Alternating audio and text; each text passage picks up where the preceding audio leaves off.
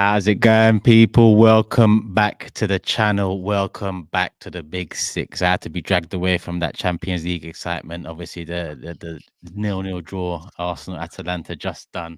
Fan cam out, all of that stuff. But yeah, you can catch up with that after. Big up everyone. Apologies. The delay is on me tonight. The delay is on me. What you man saying though? All good? All good, You man. man look like you watched an exhilarating game of football. Just woke up. I did not watch that game of football. I can tell you that for free. I saw that game. I said, you know what? Let me squeeze in the gym sesh. There's no way I'm wasting my evening watching that. And I'm so happy. You know when you make a really good decision and it just pays off, man. Beautiful. Beautiful. You just woke up, SAEED, yeah? Bro, I woke up from that game, fam. Listen, that game was awful, man. I know we'll talk about it, but bro, like it's I mean, 90 minutes gone, man. But it is what it is. We're moving. Yeah, some man played Atalanta this week. Some man played Barnsley this week. I thought it was Barcelona the way they've been talking about it. I thought it was Barca. I mean, you know, when you've won 3, you can relax in it and let everyone catch up. You know, no one's there, but we mean. Okay. Yeah, I hear you. Yeah. Grizz, TOBS, Matisse, all good? All good, brother. Very well. Ready for the weekend. You mans are joking about sleeping and this and that. I literally was sleeping. I just woke up that game. Knocked you out, old man. No, it takes a lot to knock me out these days. But that knocked me out, man. That knocked me out clean, man. But we're gonna get into it, man. How it sets out for the weekend. You know what I mean? I mean, look, winning in the Champions League against Italian opposition isn't for everyone this week, man. You know what I mean? You know what I mean? It isn't for everyone. Yeah, neither is beating Nottingham Forest, but we didn't mention that. Do you remember what we said about Champions League and heritage? Aha! Yeah, Nottingham Forest got good heritage. But you know, it's what it is, man. But as we said, we could have easily been playing Coventry or Barnsley or wherever, you know. Bro, you know you're gonna play them next week, you know, like you're playing Carabao Cup next week. I'm just saying. I'm just saying. You know what I mean? I get it. We could have been away to Coventry or Barnsley this week. I'm just saying. Yeah. Could have been. Instead of to the 7 times Champions League winners, you know what I mean? And just cooking them. But it's what it is. It's a funny old game. Yeah. Yeah, it's a funny old game. Let's start with the obviously we're starting with the big one this weekend. People, firstly, hit the like button. There's already 2.34K in the building, so let's get to 1,000 likes. That should be customary by now. First, come in, welcome, and then hit the like button. Obviously, engage in the live chat. If you're watching after, leave a comment, do all of that stuff. Helps the algorithm, I think. I hope so. I'm always asking for the likes and the comments, but you're always delivering. So yeah, hit the like button. Make sure you're subscribed. Road to 100K. Hopefully we can get it done this season. And obviously love for all the love on the watch-alongs that we're doing, the mob and the pre-recorded content, all of that. There's a lot more to come, people. We're linking up again in a few weeks. And we got the mob this Sunday, Man City versus Arsenal. Me, Matisse, TOBS and Grizz will be in the building for that. Steve will obviously be at that one. And that's the one we're going to talk about now. But off the back of Champions League as well, we both come off the back of 0-0 draws. The Man City one, a bit different in a sense where I think that. What did you not make of the game? Who actually watched the game? The Atalanta one today. I've just watched it. I've watched 2 games in 3 days, man. Done me in. A draw was probably a fair result today. Huh? I watched a bit of it in the gym and it just looked like a snooze fest, bro. An absolute snooze fest. I saw the penalty save, a wicked save. Wicked double save. Brilliant. The follow-up. Yeah, really good save. Listen, let's start with Raya because Raya is our player so far. Easy. Every game he's pulled off a big save, whether it's at 1-0 up or 0-0 or today is every game so far this season he's pulled off something. Man of the match today, I think, for us anyway. Without doubt. Not that there was much competition, but he started the season very well. Defensively, we started the season very well. I mean, again, no real complaints about that. Do I complain about the snooze fest? I've always said if it brings success, I couldn't care less. But we won't know if it brings success until the end of the season. So whether we're leaning more on our defensive stability now more than ever, because I always have thought Arteta lean more on that than the attack, regardless of 90 goals and so on. We are light, so if that's the way we're going to do it, it's going to be a stretch to beat Man City like that on Sunday and beat them to the league like that this season. But a new contract signed, Mikel. The transfer window seems to be of choice. We need to make sure we deliver. And listen, this week, if you told me Friday comes, you've beat Tottenham away and you've drawn to Atalanta, I would have taken that without a shadow of a doubt. And to be honest with you, I might as well say it now. I'll take a draw on Sunday. I don't know what everyone thinks of that, but I don't see a point at the Etihad as anything but a good point. Whether it was towards the end of last season, obviously in hindsight, people can look at that and say it cost us the league or whatever, but so did many games. This one's very early in the season. We're light. I know there's news of De Bruyne being out injured, but in De Bruyne's place, Foden can step in, or whoever it is. Bernardo, I don't know who with us, who steps in. Well, Trossard on Sunday, who's never played there for us, and then Havertz today, who's never played in 10 for us. So that's the difference, in my opinion. That's why I can't wholeheartedly say we're going to go to Etihad and take the 3 points. But I do think we can shithouse it again. I'm not going to lie to you. Our defense is so good. Our structure is so good. We nullify teams. We, even if we look back at last season with Haaland, the 0 XG across the 2-3 games. I don't know if it was 2 or 3 or just 2 of them. If we replicate that, it'll go a long way in getting something out of the game. Last season, we had a chance at the end with Trossard on the break to Martinelli. If we can pull one of them out the bag, then maybe we do a smash and grab. But on Sunday, I can't see anything more than Arsenal setting up shop, making it very difficult to break us down, and shithousing our way to hopefully what will be 3 points. But in my opinion, will probably be a point. Yeah, I'm not gonna lie. I wouldn't if I was an Arsenal fan, and if at the start of the week, if you told me two draws away to the Europa League winners, let's not forget Atalanta are a very, very decent team. They dunked on us last season. If you told me that we're gonna get 2 draws against City away and Atalanta away, I would take that as well. You've done the first part. I mean, look, Steve will tell you, I'll tell you, everyone else will tell you.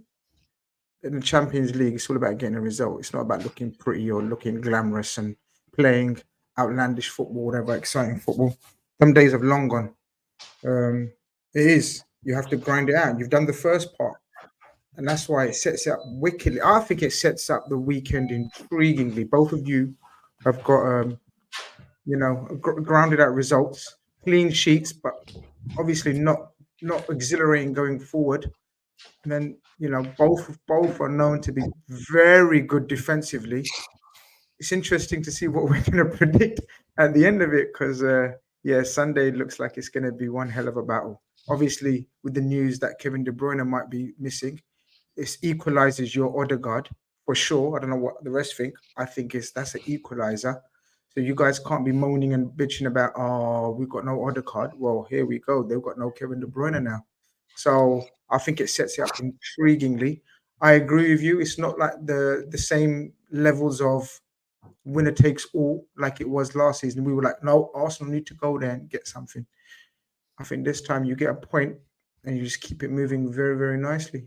I think if we lose, it's different, though. I think, listen, people know how I felt last week and I was being accused of giving up and all that. If we lose 5 points behind City, when you know what City are on, and if they're on the same thing they've been on 6 of the last 7 years or so on, I agree. Then 5 points is it's not going to happen, and we'd have to hope for City to crumble at that point. That's why I'd take the draw. Give me a draw now. I'd wake up on Monday happy man. I don't know. I think I get. Obviously, you're going to make your joke and say you've not experienced it, and you're right. I haven't experienced it, but I'm not going to make that joke. We're in September. Like if it was December, I could hear it, but we're in September. There's still room for a shock defeat. Like Man City will, in my opinion, are favourites, but they're not gonna win every single game between now and the end of the season. They're not. They're simply not. But it's the swing of it though, because if they do go 5 points ahead, then it's a 2-game swing already, and that's with perfection on our side. One loss for us means 3 losses for City that we have to catch up. 2 losses for us means 4 losses for City. And you are right, it's very early, but the odds are, especially with the light squad we've left ourselves with, and the way City have started the season. Now, obviously, this De Bruyne stuff. I don't know. To be honest, I haven't researched. Steve will go into it. I don't know what it is. I don't know how long it is. I don't know how but they showed last season they can cope without him. We haven't been tested in the Odegaard department yet, the Saka department yet, a couple of positions where we all know we've left ourselves light, to the point where Trossard and Havertz in the first 2 games have had to chop and change in the 10. And let's be honest, neither have looked anywhere close to what we play like with an Odegaard in there. So, yeah. Steve, what is the De Bruyne thing? What's the issue? Is it guaranteed he's out? I think so. I don't think they want to risk him to be out longer. So I think he's going to miss it. To be honest, yesterday he looked off the pace early doors. He didn't look his usual self. Then towards the end of the first half, he got involved in a little tangle and he felt something. And then he came back on. But then half time, him and Savio were replaced. Savio again, I don't think he's finished a game this season. He keeps limping out of him. So whether he's getting some niggles, I don't know. But he's a big miss. But like you say, people need to step up. Phil Foden's on his way back from illness. Got a run out yesterday. I didn't expect anything less yesterday from Inter Milan to come and dig in. They do make it hard. It was like the Champions League final. Everyone was saying, "Oh, you'll beat Inter Milan. But we know they're a good defensive unit.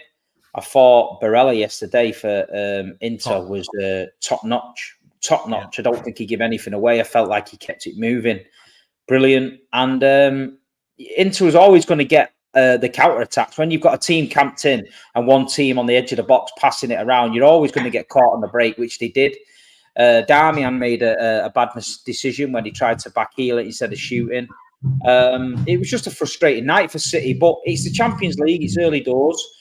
It's not a bad result by all means. Same as Arsenal tonight. Atalanta's not a place you go and just take the piss there.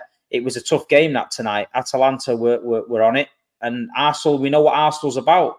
The only thing with Arsenal, I just feel like they can't get too comfortable with the defence. They've got to be brave sometimes. It's all right earlier in this early rounds, but I feel there's going to be games where you're going to come out of the ground kicking yourself that you've done a great defensive performance, but your attack hasn't helped. So at the minute, I look at Arsenal, they look a little bit toothless. I feel like the defence is brilliant. I've said it before, it's probably the best around, but the attack doesn't complement it. There's nothing there at the minute to say that Arsenal are going to kill you. Do you know what I mean? It's like, it seems to be, we're always talking about the defence, but we'll see on Sunday. I mean, last time they came with a plan and they soaked up the pressure really well and nearly caught us on the counter. Are they going to do that? Maybe. Will Raheem Sterling play? Maybe. Has Pep got something up his sleeve? Maybe Kovacic, Gundogan, Rodri midfield, keep control. I don't know, but I can just see City maybe dominating possession again, having a lot of possession on the edge of the box. People, the neutral might say it's boring. I definitely think Arsenal are going to get chances on the counter-attack, but that's where City ride the luck a little bit, but we'll see. But other than that, I have no clue what he's going to play. If I'm Arsenal, I'm looking. Yeah, go on. If I'm Arsenal, I'm looking at Man City's performances this season. They've dominated a lot of games. Haaland's scoring a lot of goals, but they are vulnerable on the counter attack. You saw that against West Ham in the second half.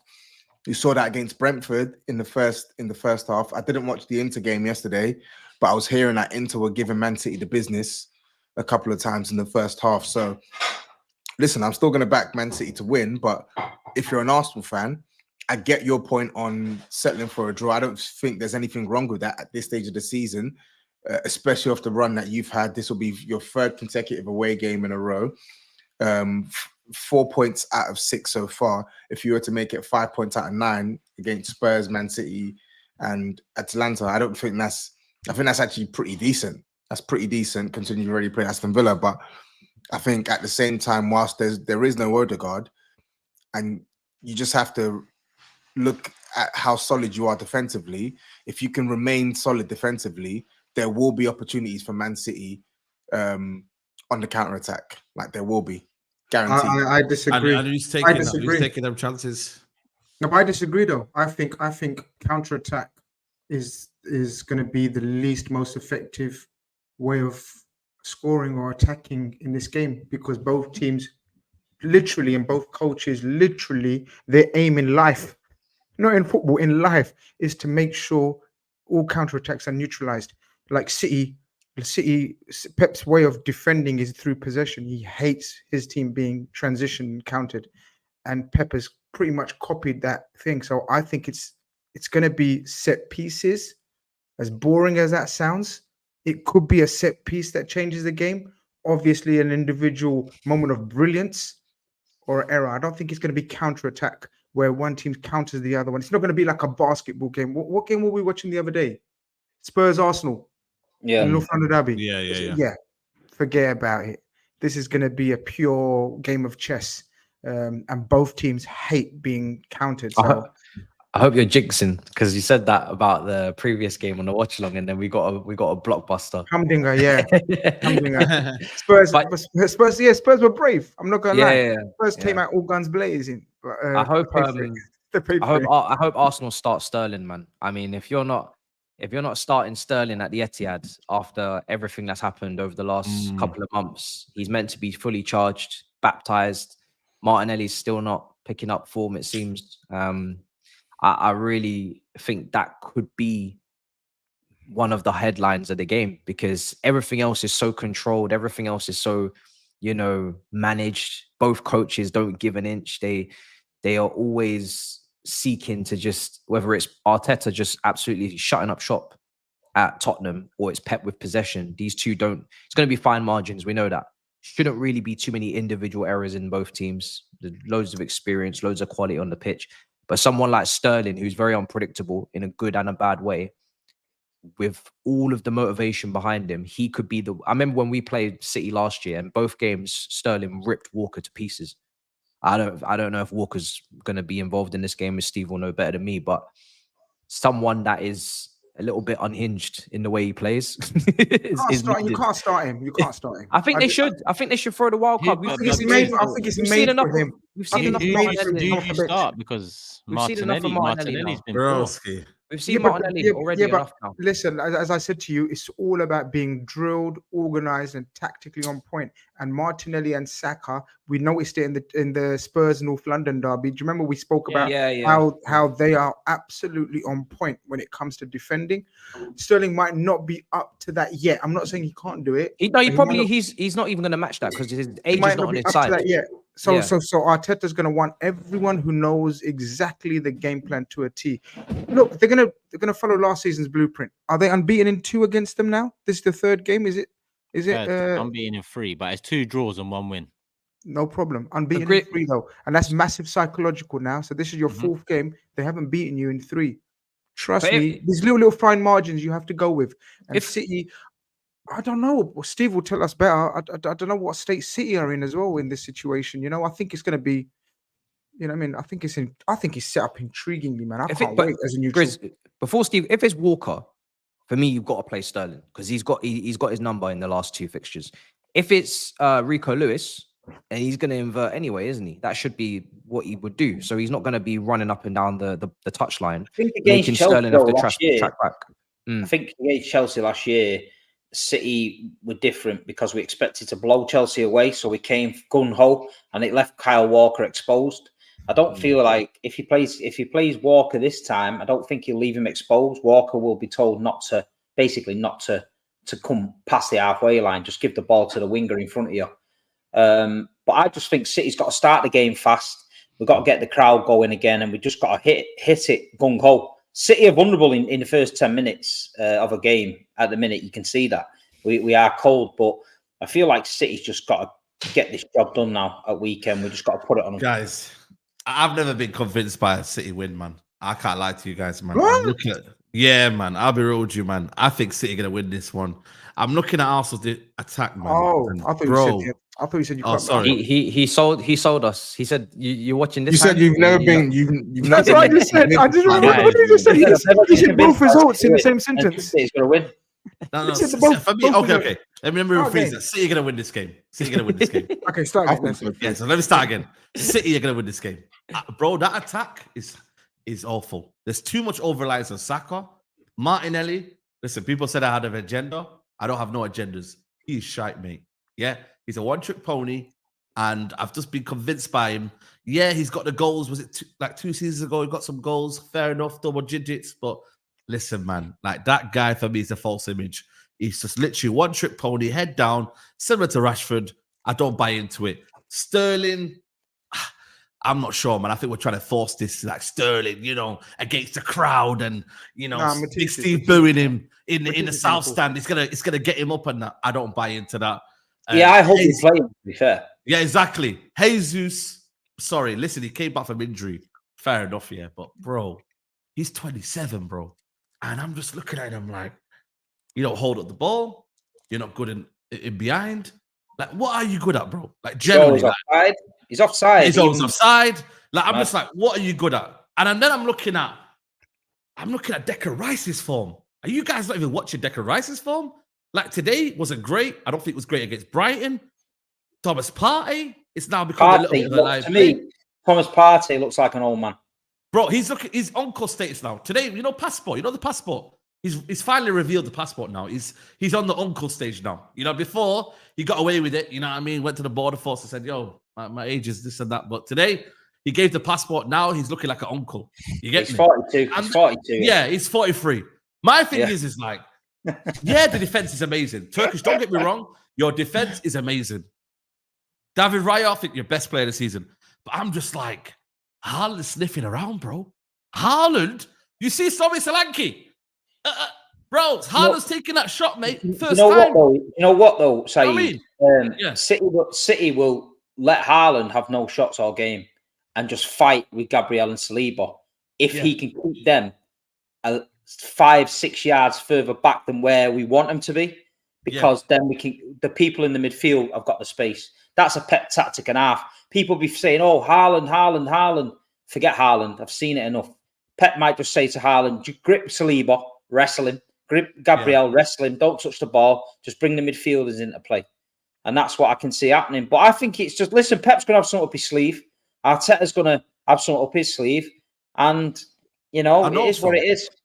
Also, for me, I don't know you lot thinking, but I'm not with this Timber left back. I think you got to play Calafiori, because we know he's with Timber. He's good defensively. Good, no, but he's good defensively. Don't get me wrong. Defensively solid. But going forward, man, he's like, I don't know, man. He just looks a bit stiff. Calafiori, for me, can actually carry the ball quite well. You've seen it today, And I know it's Atalanta, but he's just, a bit more agile, a bit more nimble. You can get through a few players and whatnot, and he's just technically more secure. I would play Calafiori in that left-hand side. That's me personally. But I just don't know, man. Defensively, it's cool. 1-0 to the Arsenal, 0-0. But I just think it's going to be too much when reality is your attack stinks. Your midfield, for me, whatever you put out there, I don't think it's going to be good enough against Man City. So, I had to stop the cap. You said Calafiori is more nimble than Timber. More than Timber. Are you actually watching these players? Yes, I am. I am. Defensively, Timber's clear. But for me, I can't lie to you. I'm having Calafiori left back. With the ball, there is absolutely no way on earth Calafiori has more technical quality with the ball. Timber can actually dribble like beat man, like his feet. Bro, did you watch today? Did you watch the game today? Bro, I'm not talking about ball carrying. Just watch these men play with a ball at their feet, close control, technical quality. There's no way on earth. For me. Sorry, there's no way on earth you're telling me Calafiori is going to offer more at left back going forward than Timber. Bro, defensively, I'm calm with him. Calafiori, for me, can actually drive with the ball. He's a better ball carrier. He can drive into midfield. In terms of that inverted role that they're doing, he's better at that for me. When I'm watching Arsenal, in the spare time he's had, even for Italy. Timber's a footballer, man. You're talking about one facet. I generally don't know. We're talking about technical quality. Players making the right decisions in the final third. If you watch both of these players play, there's no way on earth you can come to that conclusion that Calafiori is going to be the one technically to make a difference more so than Timber in the final third. I've watched him against Tottenham. Didn't offer any support. I didn't watch him against Tottenham. Didn't offer any support to him. Yes, he did. Yes, he did. What are you talking about? He beat Pedro Porro like 2 or 3 times in the first half. So here it is. Now, do you know what it is, guys? Calafiori is your proper, typical Italian centre back, right? In terms of defense first. Yeah, he can look, what's the word I'm looking for? Graceful on the ball when he's going forward, striding forward. He won't have that space to be driving forward. As got I the said, aura, and it's got the aura, Grizz. It's got the aura. He has got the the aura. Italian centre back aura. No, but he has though. Yes, it's it's got that Italian centre back aura. But this ain't the game he's going to have space to be driving with the ball into. City won't give him any space. So therefore, Timber, in my opinion, is far more suited in this game. Yeah, this where game, it's going don't to get be me wrong. where it's going to be about possession, trying to keep the 100%. ball. Timber is technically far better than Calafiori. Way better. On the ball, I way don't know. better. I don't think there's a choice. I don't think there's an option. It depends what you want. You know, I think Calafiori is more of a centre back personally than a left back. Facts. And Timber Let's put a poll. And Timber is more of a fullback. Yeah, let's put a poll. 100%. You're wrong though, Saeed. I know. 100%. Calafiori. Okay. Sorry, let me stop butchering his name. Calafiori. Yeah, Calafiori. Yeah, You said that Timber's stiff. Calafiori at left back is way more stiff. The way Calafiori glides, way more stiff than Timber. He did it in Italy. He did it for Italy, the national team. The way he glides across that pitch, bro, it's just a bit more smooth. And he actually did you see it today? Just in and out of defenders. And I was like, you know what? That's what Arsenal need. I just think maybe there's a bit more hesitancy from Timber. There's a difference between being a decent ball carrier and actually like having like being technical in tight spaces. City are going to press control. That's what they need. That's what they need in this game. I think. If Arsenal aren't just going to let him just run through them. No, but they're not. I'm saying the way City's listen. City, they've been playing well this season, but they've been a bit of vulnerability, like you said there. There is going to be certain spaces that they're going to have. So Calafiori can do that. Listen, they bought it for big money. It's not as if he's a bench player and he's just, they're going to rotate. They're going to have to use Calafiori at one point. So why not against Man City? This ain't the game. This ain't the game, then it's not the game, innit? It's never going to be the game anyway. If we thought City, I ain't even saying they can't use him. I'm just saying your reasoning for using him. I don't think it's accurate, in my opinion. If we thought Spurs' press against Arsenal last week was impressive, watch City's press against Arsenal. It's going to be on him. So you have to be technically on point, and I think Timber is that. Timber's your, like I said, if we say our Calafiori is your architectural Italian centre back, then Timber is your Dutch architectural sort of total footballer. More comfortable on the ball than other things, and that's what Arsenal, I think, are going to need in this game. They're going to need a lot, but I don't know. We'll see. Yeah. We're going to need some luck. We're going to need some a hell of a lot of resilience, and we're going to have to try and take our chances, even if it is just one. That's essentially it. Because it's a bit quiet this year, though. Usually, I've got DMs of Arsenal fans telling me what they're going to do to us, and they'll come in and your time's over, you finish, Pep's this, your shit, Ireland's crap. We're coming with the best players in the world. I've not heard none of that yet. You know what I mean? So whether they're, you gotta wait 24 hours. Getting a bit fragile, I don't know, but I've not heard it yet. I've not heard the chest yet. Little pigeon chests are out. You've probably got about 4 or 5 messages coming in right now. Yeah, right now. Everyone's sending right now. Everyone's sending right now. So what's probably block most of them anyway, so they probably can't send it. So what's the Arsenal midfield going to look like? Is Trossard going to play again in the 8? It's a guessing game, man, because Trossard played the 10. Trossard played the 10 against Tottenham. He played, and Havertz played the 10 today. So it's a guessing game. It's Zinny time. Oh, you're still on that. Is he fit, Zinchenko? You know what? He wasn't on the bench against. He wasn't. Nah. I don't know what's wrong with him, if I'm honest with you. But he isn't fit now. Put out all the former City players. Play Jesus. Play Zinny. Play Sterling. Yeah, Matisse. Take them all to the Etihad. Fired up, charged up. Let's go. Do you know what I mean? Let's get stuck into them. Let's be having it. Do you know what I mean? Bro, AC Milan tried that yesterday. Man, bringing out 6 or 7 ex-Chelsea players. Man, I thought, what is this, man? That's their team, brother. That's their team. Is this Cobham FC or what, man? That's what we realized. That's what. Anyway, we'll get to that later. We've got good relations with AC. We'll let Grizz talk about that one. You know what I'm saying. But now I think it's intriguing how they're gonna. But I think there's gonna be no surprises. I know Steve thinks Pep might have something up his sleeve. Arteta. I think there's more likelihood that Pep has something up his sleeve than Arteta, because Arteta, unbeaten in 3 against them. I think the team picks itself. I think it's literally the same team, guys. I don't know what you guys think. I think it's the same team. I think Havertz might need to go back up top, man. Jesus was definitely Havertz up top. Real, man. I think it's going to be the same team, broskies. What Trossard played? You think it's going to be the same team that played Tottenham or same team as today? think you mean same team that played Tottenham. Nah, Rice comes in, man. Rice is back. I'd be surprised if Martinelli starts the game, if I'm honest with you. I'd be surprised. He was poor today. Did you see that chance he had when he went through and he was off balance and he put it over the bar? It was poor, man. So you think Trossard instead of Martinelli? I think maybe Sterling instead of Martinelli. Yeah. Sterling won't start this game. I'm convinced. Martinelli started Tottenham. He started at Atalanta. He started 4 out of 5 games this season, and really, but that's my thing. Who does deserve to start on the left-hand side? Nobody right now. Nobody. I'll be honest with you. You're right, Turkish. That's nobody. So that's why when he starts isn't the same impact. I know we've cussed Jesus, but I think he's nailed on to start against City. I think Havertz is going to have to. Who's your midfield options then? Because last week you played. You played Havertz up front and you played Trossard in midfield. Yeah, exactly. You ain't getting up there with Trossard in your midfield this time. That's what I'm saying. I can't see it. No chance. This is why I bring Zinny in. Zinny midfielder. Zinny's injured, bro. Let it go, man. He's trying to sabotage you, bro. I'm not on a sabotage thing, man. I'm just sabotage thing. I'm just thinking if I've got former players on, I'm thinking, these guys must be motivated. They must be charged. Make the difference. Imagine they just all do like Jorginho, Partey, and Rice, and just say, you know what? That would be very lock up shop. Yeah, just say, you know what? We're not going to attack. Well, we're going to attack, but when we do attack, it's just going to be from the front three. That would be nasty from Arteta. Bro, you never know. Please play Zinchenko at left back, please. I think that's what he's doing. I think it's going to be.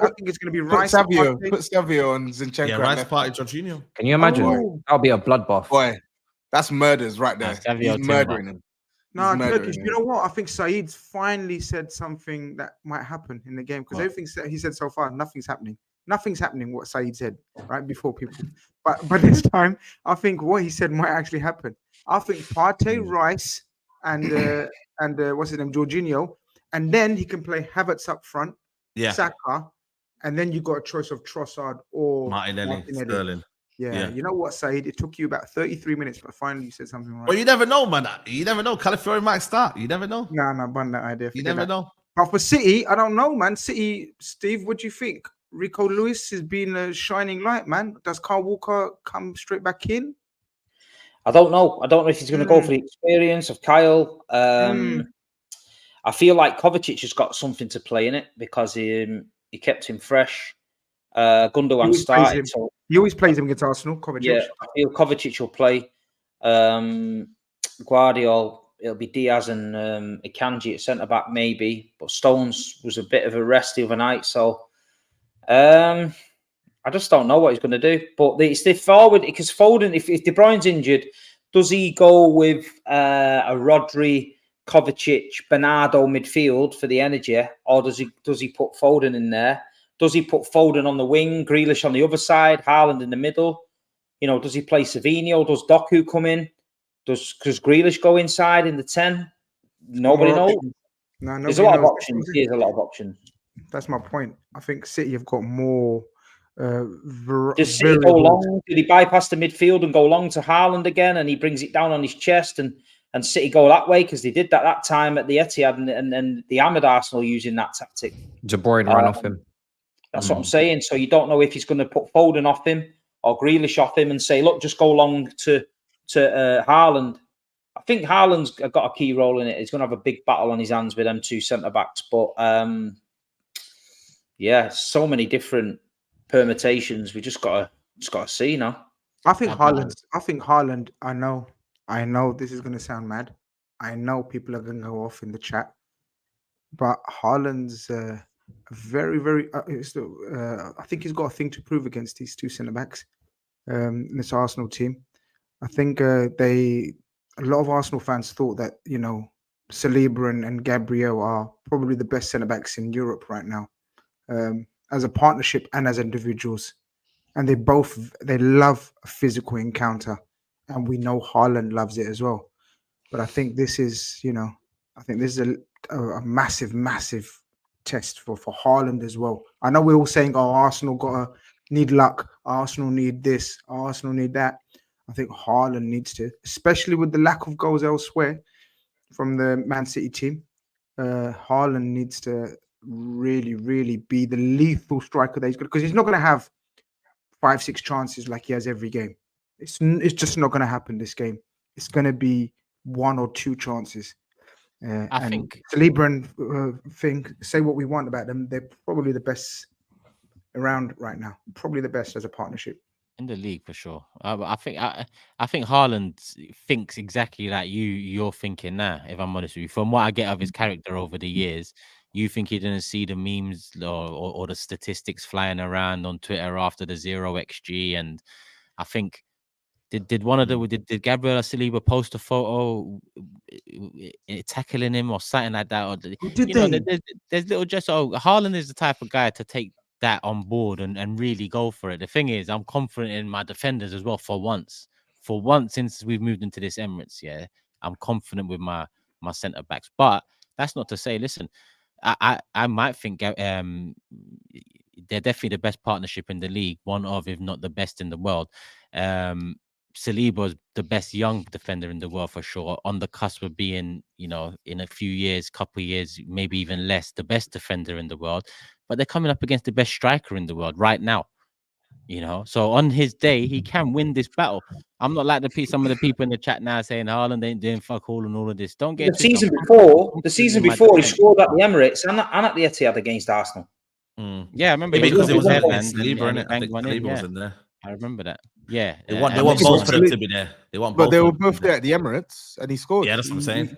He ran like I say, it is what it is. Listen, you get that. He got the assist. He got the assist for De Bruyne, didn't he, at the Etihad? But the guy scored the guy's broke all records. He scored against every single team in the Premier League already. No, for me, I don't care. He can drop I don't care if he touches the ball fucking once, if long as City win. And I don't think he'd give a shit. But these like little small battles that people say, oh, Haaland. I've seen people say, oh, we got beat off Wolves. And they were going, oh, Kilman and somebody stopped Haaland. And I'm like, mate, look at the end of the season when he's got 35 fucking goals or 40 goals. He's won the Premier League. If that's what you're claiming as moral victory, you know what I mean? It is what it is. But listen, Arsenal know that if they switch off once or they get pressed and give the ball to Erling Haaland on the edge of the box, this isn't a Dominic Solanke situation. The ball ends up in a net. So they cannot make that mistake. And then that's a good feeling with me. He might not touch the ball for 20 minutes and people take the piss. One chance, that's all he needs. It's in the net. Yep. I miss the days of Arsenal rocking up to grounds like this with Koscielny and MATISSE. We used to have fun. Bro. Yeah. How old were you when that was happening? Oh, you hilarious, yes. Remember that day when MATISSE was telling Ozil to clap? Was it clap to the fans or something like that? Yeah, come back and clap to the fans. Yeah, come back, bro. That was peak. We was in TOBS, turmoil, I swear, bro. I'm like a couple years younger than TOBS. I don't know why he's running these jokes. Like 3 years. When you was in year 11, I was in year 8. Come on, man. I'm doing this. Yeah, you're my younger, innit? You're my younger, innit? Don't worry. Let me end the poll now. What's the poll on quickly? So there's been 1,300 votes. Timber's got 67%, Calafiori 33%, so 2/3 shock towards Timber. Let's look at what super chats we've got. Let me scroll up quickly. Let me get the ones relevant to the topic. City and Arsenal. Jazzy Jeff, hope you're good, brother. Steve, can we consider Stones to be at the all-time Premier League best 11 GOATs table? Number 1, he's a treble winner. Number 2, centre back to midfield innovator. Number 3, Rolls Royce. Would he rank above Ledley King?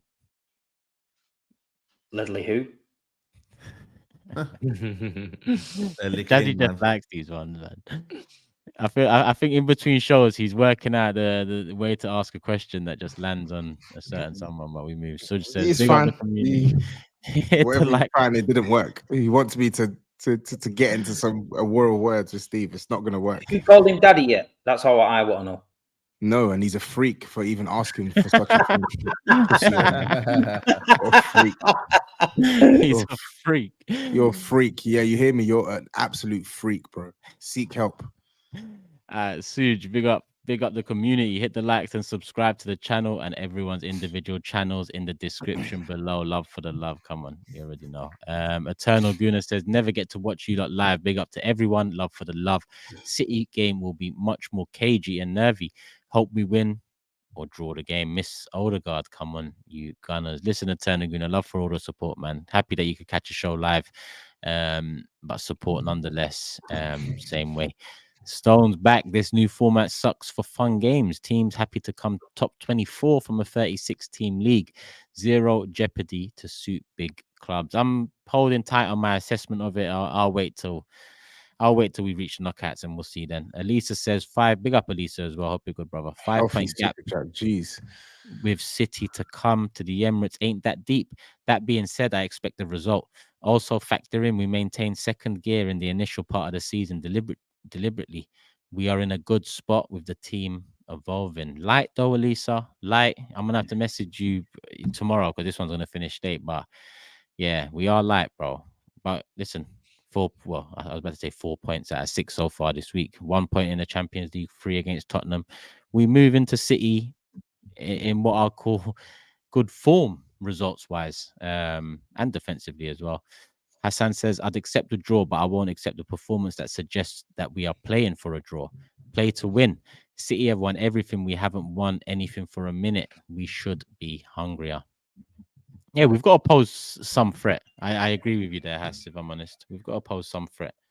But, do you think Pep will go for it, Steve, in terms of, because he's the one who can really go with surprise everyone and just play a double pivot of, let's say, Rodri and Kovacic, and then unleash 4 attackers. Really be brave and unleash 4 attackers. Because Turkish is right. The more I think about it, you win Sunday. You win Sunday, that's 5-point gap. And I think he's going to want to get that 5-point gap nice and early. But if his mindset is a bit cagey, because in big games, Pep does go a bit more pragmatic. Do you think he's going to unleash 4 attackers and just play two? I think we've got to keep control of the ball, and we've got to make sure that we don't get sucked into this side to side. Don't cross the ball side to side. I feel like we've got to make sure we're clinical. We've got to kill them. I'd be encouraging the wingers to get on them, put it right on them, get the crosses in the box for Big Earl. Tell the back 4 not to go too high up so we don't get caught on a break. So if Saliba, Gabriel are heading the ball clear, we're winning it back straight away in the midfield and coming back at them. Not panicking, thinking, oh, Kanji's gone too far. It's over the top. Walker's gone too far. We've got to get the service into the big man. The other night against Inter Milan, late on, we're having so much possession, getting down the wings, coming across the middle, going back, and it's very boring and laboured. And the City fans are like, fucking hell. Sometimes you've got to sling the ball in the box and go for it. You've got the best number 9 in the world. And the facts are, when you put the ball in the box, he leaps and fucking heads it in. But we don't put any crosses into him sometimes. So, yeah, I hope so. I've got a feeling he will. I've got a feeling he's going to go for it. I think City are going to go for it. He didn't play Doku, did he? No, he came on late. And who's the other attacker that he didn't play? Is any other attacker off the bench? Foden? No, Foden came on as well. Because we had injuries, Savinho and De Bruyne went off, so we have to bring him on. So I think Foden, Doku, Grealish behind Haaland. That could work, yeah. It could work. Savio no start? I think he should start that game. Is he not fit? If there's an injury doubt. He's got to see start this week in training. If he's fit, then he's got to start because he is definitely got something about him. But he's still very young and raw, though. I seen him yesterday in the Champions League. Inter were clever with him. They were on his first touch every time. They were sending him back. But we'll see. We'll see, man. Yeah, man. It's going to be intriguing, man. I think it's a massive Come on, game. City. Come on, City. Yeah, are we? Well, we know what's going to happen anyway. Bro, what's the mob saying, man? What's the mob saying Sunday? Are we team? Is anyone going to be? It's too early, man. It's too early. It's never too early when you're Chelsea and Tottenham in the I know the world. I don't know what's going on. Send some City scarf down and that for the boys. City. I'm not going to take it that far. No. Yes, yeah. Relax. It's not that way. My bad, people. Let me get back to the super chats. Ibra says Arsenal be playing like Bolton in 05 in the big games. Dreadful. Tiang says Arsenal can't just be settling for draws this early in the season. A draw is 2 points dropped. There are teams that can close in on the table. I don't know if you're being serious. No, that one's for actually wait, TOBS. From Tim saying TOBS begging all phase midfielder to stay away from first phase build-up. Probably another take he needs to apologize for. Odegaard is clearly. Oh, he's talking about Madison. Yeah. Talking rubbish, bro. There's That's a reason Odegaard's why. name. Talking rubbish. There's a reason why I said what I said. He said sorry, man. Leave it now, man. Come on. No, the Football Genius one, yes, but he's talking about me a tweet yesterday where I'm saying like the ball's not getting, our midfielders aren't playing the ball in between the lines well enough. So Madison is having to drop deep and has to be the one to do it. So when I'm saying we need more penetration, this guy's saying, "Oh, I thought you said he's an all-phase midfielder." Well, clearly he is, but the other men aren't doing their job. Joke, man. Big up Blue Moon. He says, for once, SAEED is talking sense. We're going to pack Arsenal this Sunday, especially if we score early. They'll have to come out of their box. Yeah, that first goal is definitely vital. Ibby says, Jorginho, Rice and Trossard, not great, but it's fine. Uncle has been walked past too many times. Marino would have helped so much here. Just don't start Uncle. Yeah. Obviously talking about Partey. He did look leggy at the end. But Jorginho as well, bro. Listen, after that Spurs game, yo, just Robert, you're just be happy Declan Rice is back. Cool. Yeah. No worries, brother. We will be there. Robert says, people called me deluded for saying we have a better attacking unit than Arsenal and only second to City. I think that was one of many things said that led to you being called deluded. But he also says one injury has the Arsenal attack looking mid-long season. Big up, Robert. It wasn't one thing, Robert. It was a few, mate. Turkish. So Nev says, Turkish, if Arteta doesn't win the Premier League this season, should Arsenal move on? How long are you prepared to be the nearly team? Ask me that at the end of the season. Save your money till the end. Why are you asking so early? Still very early. AO says, Arteta trusting Jesus and Martinelli this season will kill us. We're light in terms of quality, not quantity. Jesus, yeah. I get that. No, I kind of agree. I still think there's some quantity issue there, but I understand the point, and I agree with you there. That's why I wasn't happy with Sterling on his deadline day. Jesus, the baby Jackson now. It's not the other way around. Cooked, isn't he? I'm relegating him. Until further notice, I'm relegating him to baby Jackson. Matisse, go on. Did I tell you about? I spoke to someone at City, right, who works in the club last season, early last season, and we spoke about Zinchenko and Jesus, and he said to me, he went, "Do you know who the two emotionally unstable players was in that Manchester City squad?" And I said, "Who?" And he went, "Zinchenko and Jesus." He said, when the chips were down in the changing room, this guy's in the changing room, by the way. He said, them two were having meltdowns. They were the ones that had to get pep talked and be pulled to one side of players to sort the self out because their heads had gone or they started to do mad stuff. And I thought, that's why I came on here with a bit of chest about them, because Arsenal fans were saying, "Oh, you've sold us two of your best players. We're going to win the league. We're going to do this." And then look at it now. You fast forward it just 12 months. No one said we're going to win the league that year, Steve. Of course you did. Because Arsenal finished fifth behind Tottenham and we signed Jesus. As the season progressed, after 10 games, you was all bouncing around, dancing outside the stadium. But we won 9 of the first 10 games. So even if people said, "Oh, we're gonna," So they were saying it. So people were saying it, innit? Yeah, but it wasn't because of Jesus and Zinchenko. No. But it's because the whole narrative won 9 of the first 10 games. Zinchenko brought mentalities. Jesus has done this and that. That's the shit they were coming out with, yeah? Hold on. Down the line now, but hold on. Zinchenko's not good enough, and Jesus ain't good enough. Are we? Hold on. Are we gonna? So who did you bring on? Who did you bring on? I don't even want to back the guy, but who did you bring on 2-0 down in the last game of the season? The crybaby, yeah, one of the crybabies. What do you mean? In one of your games, Aston Villa at home, no? Yeah, Aston Villa, whatever it was. Who did you bring on 2-0 down? Against Aston Villa. The crybaby, right? That didn't have anything to do. And I don't even want to back the guy because I don't care about the guy. But clearly you do. And hold on. Let me just add. But because we brought Zinchenko on to change the shape to go against Aston Villa because we're 2-0 down. He hasn't got the right mentality. You want him out the door now. I don't even want him anywhere near you. But you're not being. You see, City. Yeah, you guys are being disingenuous. I'm sorry because someone leaves your club. Hold on. I'm going to tell you why.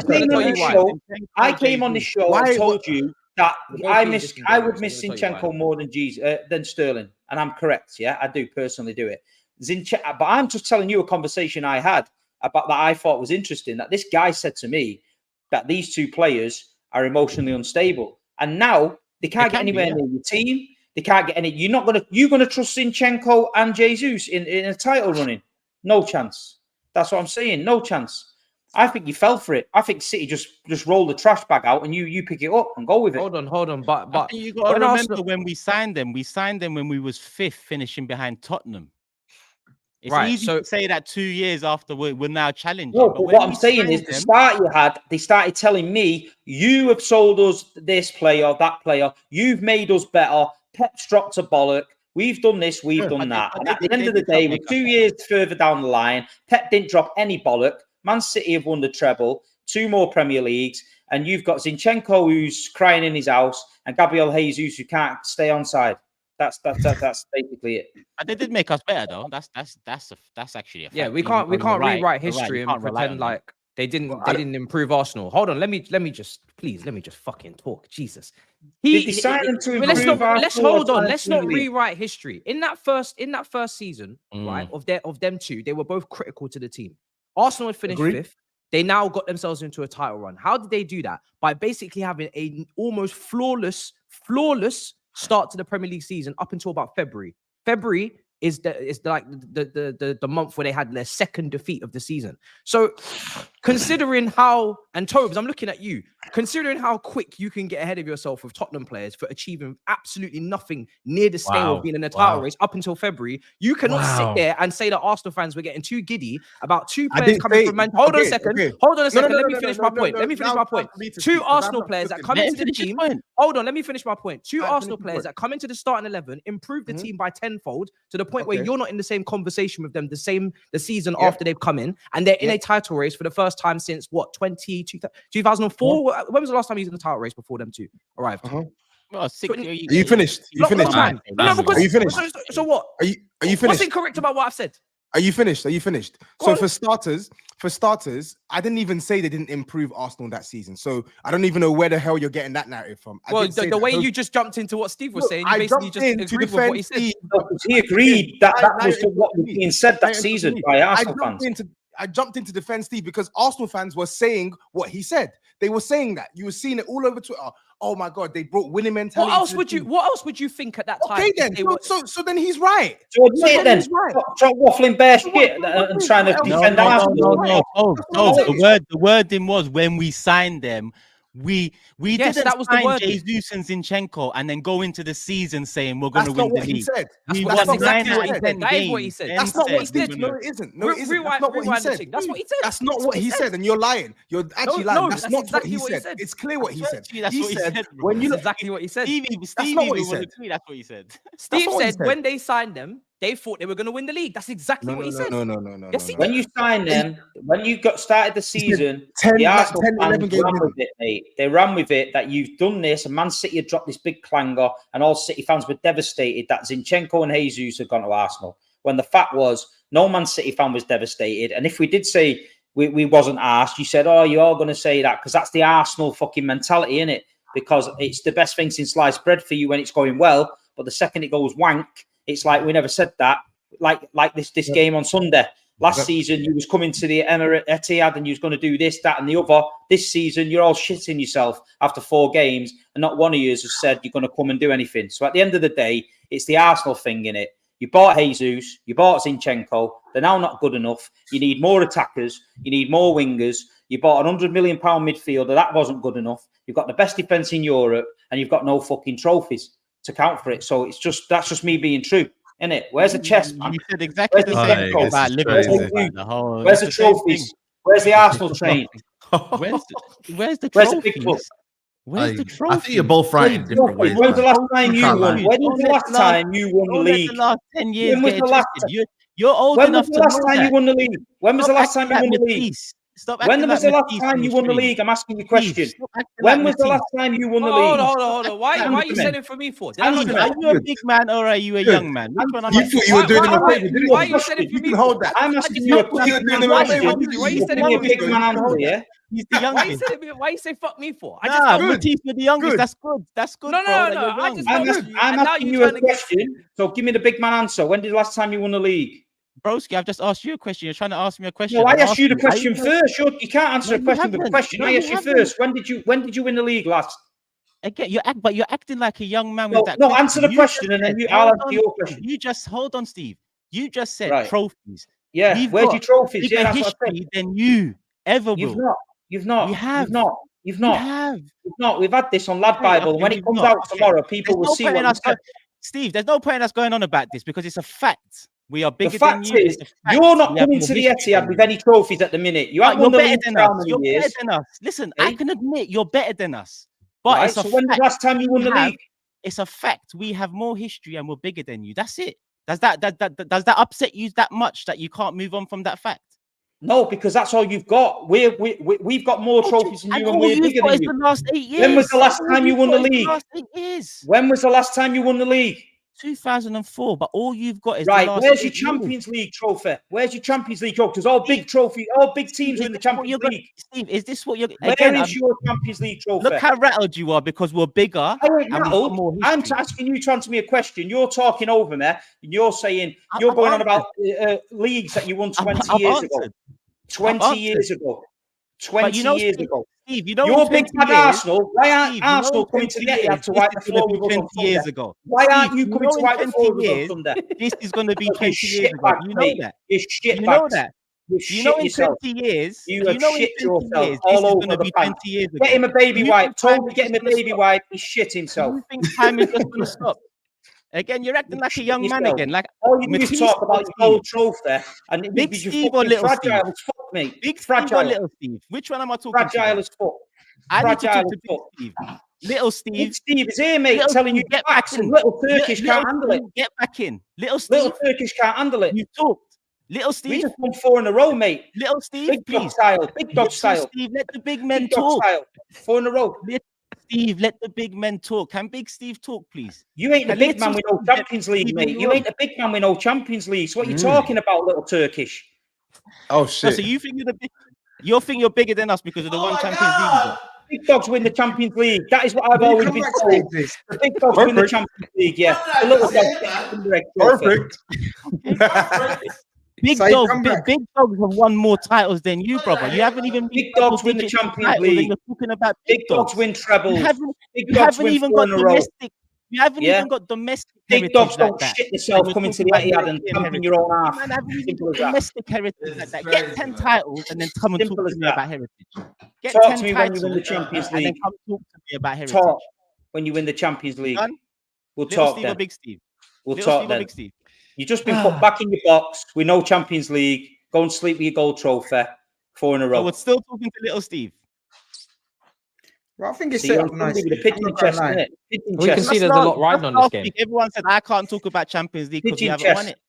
Yeah, but you talk about Invincibles a lot. It must hurt you. That's the one Pep has. It doesn't hurt me because that's all you've got, mate. Considering you've got a big history, that is all you have got. You sat in front of me last week and said you cannot win the league. Your chest is tiny. You are tiny Turkish. Your chest is like a little mouse.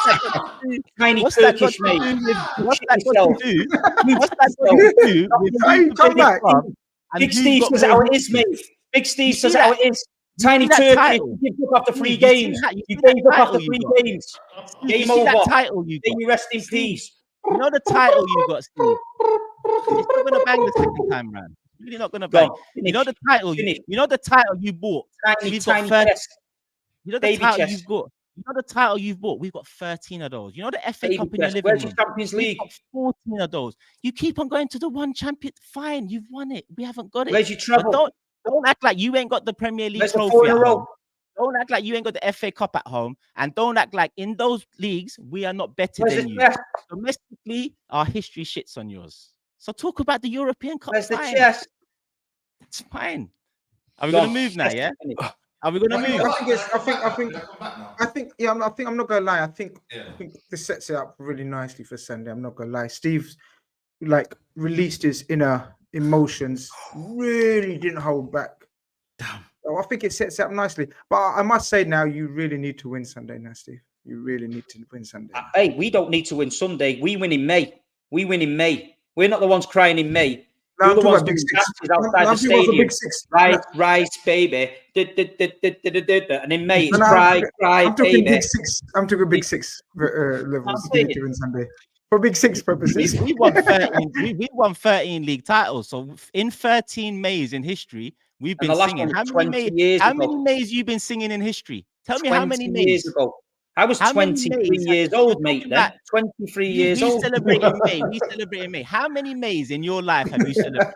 23 years old. Are you getting that? When you last time you celebrated? The last time you celebrated a league, I was 23 years old, mate. Bro, you're talking about May and celebration, man. Arsenal know a lot more about celebrating May than Man City, but the one you and all them mutants in the chat have just been rattled and played. Yes, again. Look at them all spewing. Got you all on strings like this with your little pigeon chests, yeah? Pigeon chests. Damn, man. That's why I'm called Big Steve. There's only one big dog here rattles the fucking cages, and that's me, mate. Yeah, and we're going to beat you on Sunday. No problem. Damn. Let's move on to the super chats. True Gunner says playing pragmatic while being toothless in attack will catch up to us soon. There's only so many times Raya can continue to pull off worldies to save us points. If City score first, it's curtains. I agree. Didn't Steve also say Ben White left the England squad because he missed his girl, which was proven wrong instantly when Ornstein came out? It wasn't proven wrong. It was proven it was a joke between someone else, but you mutants ran away with it, giddy as fuck, like always. Vibab says Steve used to get along. No better than KG. Smile a bit. Give them a smile, Steve, man. Come on, man. Well, I'm buzzing, mate. We just won 4 in a row. I'm buzzing, mate. Absolutely buzzing. Simran said those are Arab money trophies, not Manchester City trophies. GGMU says, Big Steve, you had to be bought by the state to be able to talk at all with these great super chats coming, man. Keep them coming, man. And Matisse, what am I talking about? What's this? Wait, okay. Kevin says, I also heard from my uncle's cousin's best friend's neighbor's ex-wife stylist that knows somebody that works at City that Haaland's farts stink up their locker room. And that's how you sound. Man. Keep them coming. There's another tenner. Big Steve Schmeichel said someone farted on the other side of the Etihad and everyone heard it. What's going on with the atmosphere, mate? Another fiver. This guy. And there is a big front girl in City's attack. And if you keep her quiet, nobody else will show up. Inter had fun. Same with Brentford. You know, at church when they just go around with the ball. I've just fixed the church roof with this rant. Look at the super chats now. We've got to fix Old Trafford with this. Let's do the. We're an hour in. Another banger show, people. Come on. You have to. Why said he's collected for SAEED Stadium? So Matisse, I take it you're supporting Arsenal on Sunday? Nah, listen, I like to mix it up. The chat are like, what's going on? What is he doing? I just like to mix it up. Sometimes keep people on their toes. But then Turkish turned against me, so it just reminds me of where my loyalties lie on Sunday. Yeah, that's fine. On Sunday, I know what I want to happen. Sunday, obviously, Arsenal, Toby and Turkish will be Arsenal. You should be Arsenal as well. You're confused. You want to run that one back? Exactly. Repeat what you just said. No, Toby will be Man City. I beg your pardon. Shit, what am I saying there? Yeah. Have mercy. Turkish will be Arsenal. Toby will be City. Me and Matisse, are we still to be decided? Yet to be decided? Shall we decide? What are you talking about?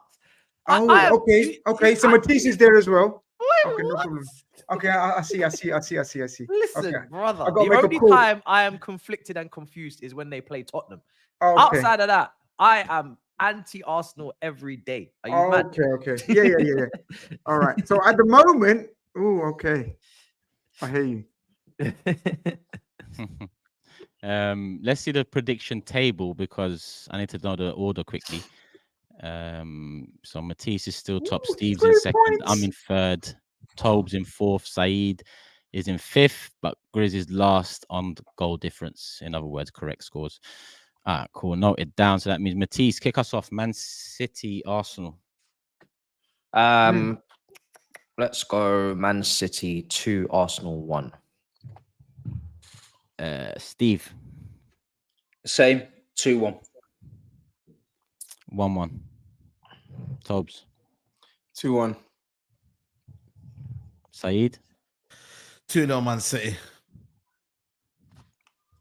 Grizz. 1-1. 1-1. Everyone's gone for some goals in it.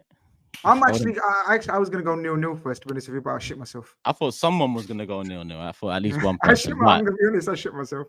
I was gonna go 0-0. It ain't easy. It ain't easy. One goal goes in, it's over, innit? You know what I mean? I'm fucking sitting there thinking, fucks. Another week down the pan. Who's up next? Actually, let's just quickly do Liverpool Bournemouth because it's the other one that might interest the title side of things. Grizz, much to say on that? If you do say it, if not, we can do predictions soon after. Yeah, we needed a big win in AC Milan. A lot of people were thinking, yeah, this is going to be 2 losses in a row, and then he's going to be under pressure. He came out flying on his birthday. I think it was probably one of our best performances away from home. As controlled and in control can you be? AC Milan, that Pulisic guy, always. I told you he has that one game, and it's always against Liverpool season. And then I thought, oh, here we go again. But after that, we just controlled proceedings. If he's learned anything against Forest, he's going to have to put it into action against Bournemouth. Bournemouth won't be tricky. Bournemouth, I don't know about what you guys think. I think they're probably better than Forest. Bournemouth, I think it's fair to say. And they're definitely going to set up similarly. We're going to have to be much better to play. We're going to have to play much better against Bournemouth. We must get 3 points because obviously Arsenal United, one of them is going to drop points either way. So we must capitalize. If we do capitalize, it will put our season back on track after that disastrous performance and result against Forest. But if we get 3 points after AC Milan, 4 wins out of 5, 5 wins out of 6 in all competitions, suddenly things are looking stable again. So yeah, I'm telling you, it's all you lot should be saying we must, and I agree. We must. We must beat Bournemouth. We must. There's no ifs and buts about it. Yeah, I ain't got nothing to say on the game really. You must win, and that's it. Anyone? Matisse, kick us off. Prediction. 3-0 Liverpool. 3-0 Steve. Is it at Anfield? Yeah. 3-1 Liverpool. 3-1. I was gonna do one of them. 3-1, 3-0. I'm gonna go 3-1. TOBS. I'm gonna go 2-1 Liverpool. SAEED. Yeah, I'm gonna go 3-0 Liverpool. Another 3-0 and Grizz. 2-0. 2-0 there. Another clean sheet. Cool. Liverpool done. It was so quick. I don't believe a super chat came in. No, we're good. Next most interesting game for me. Oh, there's a couple, but I'm gonna say Crystal Palace United off the back of 7-0. SAEED. Not really gonna hype it up too much, you know what I'm saying? Go on, man. Come on, listen. Come on. Come on. You won 7. You won 7-0. Yeah. Right. That is as good as it gets in terms Eric of 7 Haag again, yeah. Competitive football, bro. You know what I mean? And some other teams struggled in their Carabao Cup games and only just got through. So let's not underestimate what 7-0. 7-0 is a big score, man. Confidence booster, man. You know what I mean? These players need it, man. I think it's just a confidence boost for the players, man. I'll be real with you. Rashford, Garnacho, the firing, the kind of, the front three. I think they needed it the most, man. Anthony got a cheeky little penalty. You know what I'm saying? But all in all, man, like it's a different test in it against Crystal Palace, man. Do you know what I mean? This is going to be a tough game. We haven't got a good record there. I think we've not won there since 2020, I believe, under Ollie. So it is going to be tough. They beat us 4-0 last season. Even though for me, that 4-0, even though they battered us, we had Casemiro and Evers at the back. It wasn't great at all. Ante was playing right wing. There's going to be a different personnel. You've got a very, very good back line there. So hopefully, like I said, Ugarte should be playing in midfield alongside maybe Eriksen or Casemiro. So it's going to be different. Crystal Palace as well have had a poor start to the season. So we need to go there and win, man. I'll be real with you guys. I'm not going to talk too much on this one. We need to win this game. Like, for me, we lose this game. It's just, again, same old, isn't it? So we need to win this game and go on a little bit of a run, man. You know what I mean? go to Tottenham next, and then beat them, and then So we need momentum, man. Can't be doing this one game loss, one game this. You know what I mean? We need to build momentum, man. So Crystal Palace, they have their qualities. Wharton, Eze, they have their players, but ultimately, United, if they want to get in this top 4, whatever they're trying to aim for the season, you need to be winning these kind of games. I'm sorry, man. What time is this kickoff? Because last season 5:30. 4-0, wasn't it, at Selhurst? 4-0. It was on a Monday night, wasn't it? Elise and Eze. Yeah, Elise and Eze masterclass. Yes. Madness. Bro, but we were just so bad, bro. I'll be real with you. Like we had Casemiro flying on the floor. We like I said, he was playing at centre back.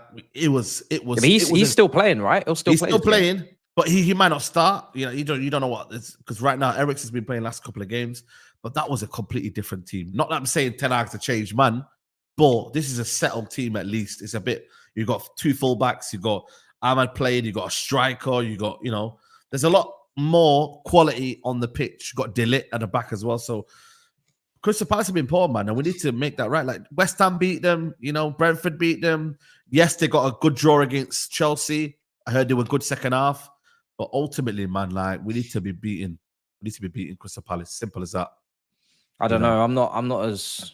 I don't know if you're confident, but I'm not. I wouldn't be as confident as you are. I don't think he's confident. I look at your midfield. You're talking about Eriksen. That is the last person I want in that position versus Eze running at him.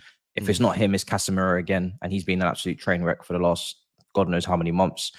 Mateta, not being in the same form, but Nketiah is there as well to think about. And what's he saying though? Sometimes these very decent players, you guys let them become scored his first goal. Yeah, sometimes you guys make them look a lot better than they are. Fulham last season at Old Trafford is a good example of Iwobi. So I don't know, man. I think Palace, they like you said, they haven't had a great start to the season. So I think they're going to be fully charged up. They still got good players.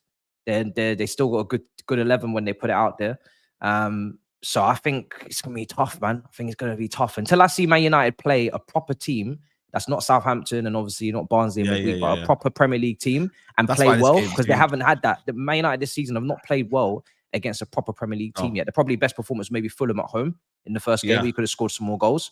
So any team that's got a bit of Premier League quality in it, I need to see if Man United can actually deal with that team properly, and they haven't done that yet. So I think it's going to be a close game, man. I think it's going to be very, very, very nip and tuck. If you do win, I think it will be by fine margins. I think Palace are under pressure to win, man.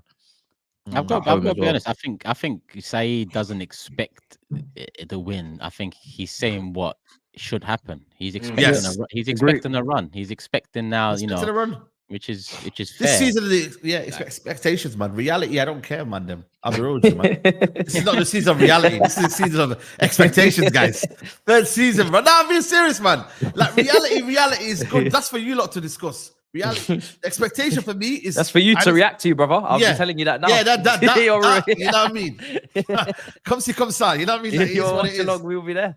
Yeah, that's for you lot to analyze. For me, bro, I need to be going. Bro, I can't be going to Crystal Palace and be like, "Yo, Wagwan, bro, go there and win, man." I expected more from Palace this season. Me, to be fair, I know they lost Elise and that, but I thought end of last season Palace were looking all right, and then Selhurst Park, man. It's one of them places you just don't, when you need a result, you don't want to be going Selhurst Park. It's fucking just mad. You don't know though, do you, what's going to turn up? But I think Palace are under a bit of pressure as well, and I feel like they'll think they can get something against United. So listen, I fear the worst for United weekend. See, I was the opposite. I thought Palace are going to struggle this season, especially selling Anderson. The centre half, I rate him so highly. I think he could have done a job. But apparently, Kay's been poor this season. Apparently, that's what. Yeah, well, some people obviously saying with the Newcastle move on and off for the last week. Do you know what I mean? So that can play a part. Obviously, he was given the captaincy. I know he brought in a couple of players, but Elise, Anderson, and who's the other one, guys? Help me out here. Who's the other one? Major sell. Didn't they sell someone else? Elise, Anderson. Was there one more? But look, either way. That's a spine of their team. That's their best attacker and their best defender. And when you're operating a small squad like Palace, you can't be losing your two top players. But yeah, I think they are under pressure. I think you're right, Steve. They are under pressure. Some would say, what a better team to play at home, than Man United. You know what I mean? It's like that these days, eh? If anybody needs a confidence booster, bring Man United. You know what I mean? But Man United, on the other hand, well, they got a confidence booster against Barnsley. Who did you beat? Barnsley. Yeah, they beat Barnsley 7. I see Garnacho and what's the other fella's name? Recreating some, you know, when they score and they sit on the fucking fence. Well, they did that for time. They did that for a while. Yeah. Like fucking cringe, man. I don't know, man. What that club's turned into, I'm not gonna lie. It's an absolute fucking joke, that club. But long may it continue. It's a circus, and hope that circus gets humbled in South London on Saturday. You're funny, you know. It's the Ineos era, man. It's the Ineos era. They've asked you about what do you think of the game, and this guy's just literally digressed to celebrations. Yeah, I literally Dallo and Garnacho. I didn't. I gave a rundown on Palace's outlook and the players they're missing. Then I spoke about if you need a confidence booster, play Man United at home. Yeah. Okay. So, and you agree with that. Everyone agrees with that. And then I said, Man United have got a confidence booster by scoring 7 and celebrating like they've, European legends of the game. What's his name? Alejandro Garnacho. You know what I mean? So it is what it is, man. I don't think I've digressed. I've started from Palace and shout on Man United at the end. I think that's perfect. You got Palace away, West Ham away, Villa away, West Ham away. That's your next 3 away. That's and what, Tottenham at home? Yeah, no, we've got Tottenham in the middle, Brentford at home in between that. Yeah, that doesn't feel like a run of fixtures where you're going to go on a run. I'll be honest. It doesn't. Broski, you must. That's my situation, man. I'm not saying win every game, but get some positive results. Like Villa away is going to be tough, but you know what I mean. Just need to be improving, man. You know what I'm saying. That's all I'm going to say. Yeah, I think bad things are coming. I'll be honest. And you don't think yours? Yeah, we'll get onto yours anyway. We'll go to yours. And you don't think? Oh, yeah. You know. What did Tosin say on the tweet? What did he say? What did Tosin say? Adebayo say on the tweet? Oh, bursting bubbles, fucking idiot. Man, then he said bursting bubbles. That is terrible. They're finished. You might have finished. You might have finished. We will be there. Shit, man. Let's do any super chats on United now. Cool. Let's move. Matisse, Palace, United. I'll go over Palace 2-1 win. Palace 2-1. Steve. 2-0. Palace. Oh. Clean sheet. I'm going 2-2. Yeah. TOBS. That was me as well. I was going for a Desmond 2-2. 2-2. SAEED. 3-1 United. Grizz. 1-1 again. I'm going to do the 1-1 everything. 1-1. Cool. You know why you're bottom of the league. So. No difference, brother. I'm still there. That's all the predictions in. No super chats on United. But what's the next one on the list? Let me think. Yeah, we have to go to the London derby. And before we go to that, Hakeem says, Matisse is one of my favorite creators, but bro, stop trying to convince people that players over 28 are cold. Not every team is running a daycare like yours. When did I say this? I don't know. Was he what? He came in quite early, so I'm very we're gonna need to circle back. You know, even we are confused. Yeah, we are confused. Rewrite what you're saying. Didn't forget about your sins, Matisse. I'd rather have Jesus injured for half the season than to have that idiot Jackson fit all season. Oh, Kevin. Okay, no problem. That's harsh. That's a bit harsh. That's the Chelsea segment. Chelsea away to West Ham. Is it a lunchtime kickoff? Yes, lunchtime. Under the lights. Yeah, under the lights. Waste of electricity. Yeah. No. I was just speaking to Dan Lawless actually today. He was at mine and we was doing a collab, and we was just discussing how nervous I am for the game because our record there is not good, and I don't have many happy memories in terms of results recently from them. And I think they're a good team. I think they got very good players individually. It's just taking time for it to gel, come together, and obviously it depends on what brand of football Lopetegui's going to play. But individuals, they got some individuals, man. Bowen, Kudus, Paqueta. There's Somerville. There's loads of players there. So I'm worried, man. I'm worried because we need to win the game. I think this game kind of is at tipping point with, if we win, I think we've had a good start then. I think we can say the points we've collected from the first 5 games is a good tally. And then if we lose, it becomes a worrying, or not even worrying because it's too early for that, but underwhelming, poor start. So I think we need to win the game, obviously. But yeah, I just know West Ham are going to be a problem, man. I know they're going to be difficult. We usually struggle with the physicality of that team. I don't know if they're going to rock up the same way as they usually do. It's a London derby, but Antonio gives us problems previous years. We don't defend great on set pieces. We don't defend well. But I do think we can score. I think it's going to be a lot of goals in this game, man. You know, Sancho is off the back of a good weekend. Hopefully he gets a starts for you? Who's your front 4? You can flip a coin, man. You can't predict it. Like Palmer's the only person that guarantees to start. I think he was just coming off the back of a knock against Bournemouth, so he wasn't really himself, but he'll still start. There's an argument to say Neto maybe goes in place of Madueke just to give him another push and just say, listen, your place at right wing is not guaranteed. Neto's really good at right wing as well as he is left. And Sancho is great against Bournemouth. He obviously got man the match, so he could follow that up with a start. Jackson versus Nkunku is an interesting one. Obviously Nkunku got the goal, and you know that's before you even get to Felix, and you know, yeah, just options, man, options. So for me, I'm not really too, with the front 4, I'm not really too fussed who starts, because I know Palmer's going to be there and everybody else is up for grabs, because whoever's not starting is on the bench, and I expect impact from them when they come on to change the game and add goals to the team. So for me, I'm not really too bothered who starts, to be honest. They all got something to bring.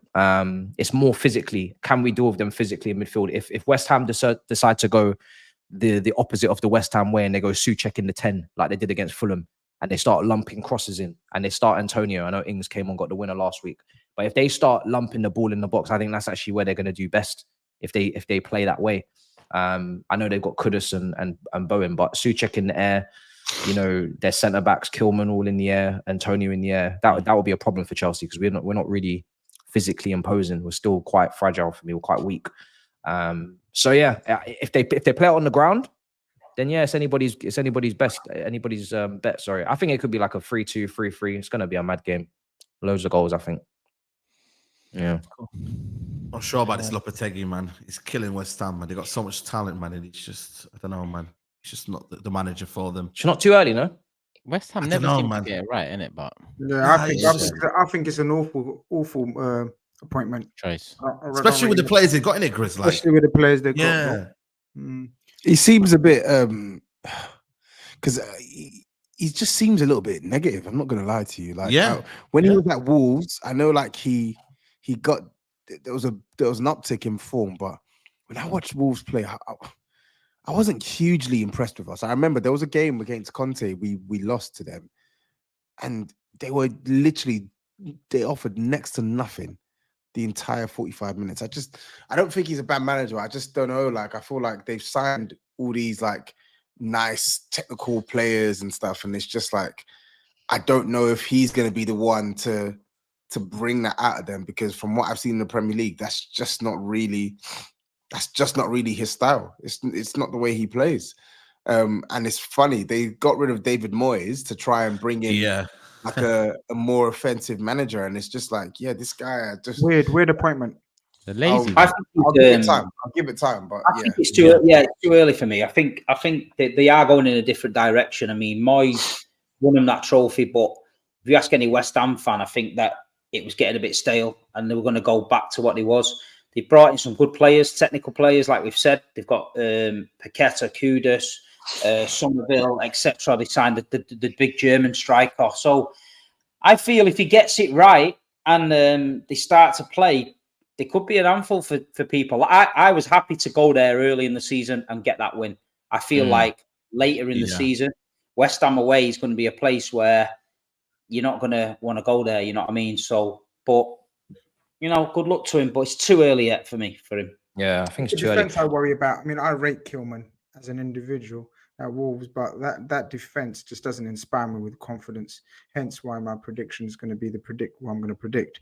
But yeah, going forward, Kudos, Paqueta, Bowen, I don't think the stadium helps them. We've all been there. It's not great at all. And it's crazy that top tier, and then you've got a gap of about 200, 300 feet across the middle, what they've covered with sheets, and then you've got the lower tier.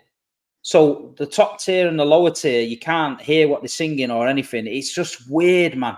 And I feel like if West Ham, especially at Upton Park, the way that it was so condensed and like, I just feel like they've lost something massive in their identity. I get the revenue and all that, and around the ground they've improved it, and you go there now and you can go there early. I get it, but it's just, I don't know. It just doesn't feel like West Ham. It's not a football stadium. It's the total opposite of Upton Park. It's the total opposite. Upton Park was the most atmospheric stadium. One of the most. It was atmosphere was rocking at Upton Park. Mashed it up front. And West Ham were that kind of team that needs that kind of momentum and push and like sort of, atmosphere. I don't think they've got that. This they can't get it as well. The stadium's not built for football, man. There's too much space. It's the sound can just get lost in that place. It's just not. But hopefully that doesn't stop them from taking results against us though in recent years. So I don't know how much that plays a part. We have a good away record in comparison to home, so we just need to go. We just need to go there and get 3 points. Did you lose last season? I think you lost last season. Yeah, we drew 1-1. I think Enzo set up. Was it Enzo who set up here? No, sorry, Chukwuemeka scored. This is early in the season. Last season we played them. I think that might have been our first away game after Liverpool. Yeah. So I agree with Steve. I think get it out of the way early, because I think as the season goes on, they should gel and they should get better and better with all the new players they've got. So they should, but whether they will, they should. We'll see. Yeah. Let's do the predictions for this one as well. Then Matisse. I'm saying we lost Caicedo red card. That's what I was gonna say. Yeah, I tried to get that out of my head. Yeah, I was thinking, I'm sure they look. We did go down covering to it. Yeah. Well, hopefully that doesn't happen again. 3-2 Chelsea. It's as good as I can give. 3-2. Steve. I'm gonna go 2-1 Chelsea. Yeah, that's 2-1 Chelsea. Yeah. I'm gonna go 2-2. TOBS. I hate West Ham so much, but you know what? Effort. I'm gonna go 2-1 West Ham. It doesn't mean you love them if you predict a win. You can still. Steve, you said 2-1 Chelsea, right? I don't want them to win. I love them. I just don't want them to. I wish both teams could lose. Yeah, I'm gonna say 2-1 Chelsea as well, and they'll nick it. This level of hate that you have for too many teams that will leave you in the mud forever. But it's fine. Not really. You got too many ops. No problem. 2-1 Chelsea as well, but like 2 others have said it, but I'll stick with it. 2-1 Chelsea. Yeah, 2-1 Chelsea. Too early to be tactical. Oasis reunion 2025 is happening. Says I think Nkunku is good enough to start at the 9 week in and week out. Yeah, let's just not for me. I don't think he's best back to play, and I definitely don't think he's durable to be going up against centre backs all season. I think he's a great finisher at his best, but it's more than finishing at the 9. Unfortunately, in modern day football, you've got to be able to do a lot. You've got to be an outlet. You've got to be very selfless at times and make runs that no one spots, and you got to make space for others. And it's dirty side to the striker role that it's not very glamorous. I don't think Nkunku's built for that, but. Whilst we have only one striker, whilst we only have one striker, he has to compete with Jackson because we've got so many 10s already. We don't need him to play in the 10. So for me, at the moment, he has to be an option at 9, but I wouldn't play him there week in, week out. You got 2, and you got that Barcelona kid. He's a kid, man. He's 18. He ain't ready for it. He ain't ready for that life. He needs to go to Conference League. He's only 18. He only costs 6 mil. He's one of them Daniel Levy type signings, them ones with a little future thing. I know it all too well.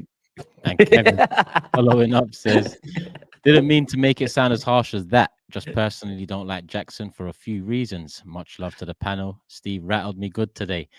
I think I know what those reasons are as well regarding Jackson. I hear you, my bro. But we move this one here as well. Wan-Bissaka against Bumcho. Last one. I've still got 5 super chats. I'll get these ones in at the end. Yeah. Yeah, I'll get him in at the end. Actually, this one kind of leads into the Tottenham subject. Jazzy Jeff earlier said, "Hi, Toby. If the football gods asked, question 1, lose 10 North London derbies in a row, but you win the Carabao this season, or 2, win 10 North London derbies in a row, but no trophy. Which one you choosing?" I'm just not giving this guy any more airtime. So come on, man. He gives out super chats. You have to give him airtime. that's his problem. Yeah, you can thank him for the super chat. I don't care about his questions. Jazzy Jeff, I care about your questions. You know? I'm sorry we couldn't get an answer at TOBS. Maybe one day. TOBS, Tottenham at home, Brentford. Who have started the season all right. 2 wins, 2 losses. Bro, did you hear about the news today, man? Wissa. Bro, out What? for 2 months, isn't he? No way. Yeah, I was about to say Visa and Bournemouth have started the season all right, but bro, he's out for here we 2 are. months, man. That's a big blow, man. That's massive blow. Kind of, Yeah. yeah, deads off any. Well, actually, TOBS like we still got problems, man. You know, what I mean? We're still TOBS ain't gassed. Yeah, TOBS ain't gassed.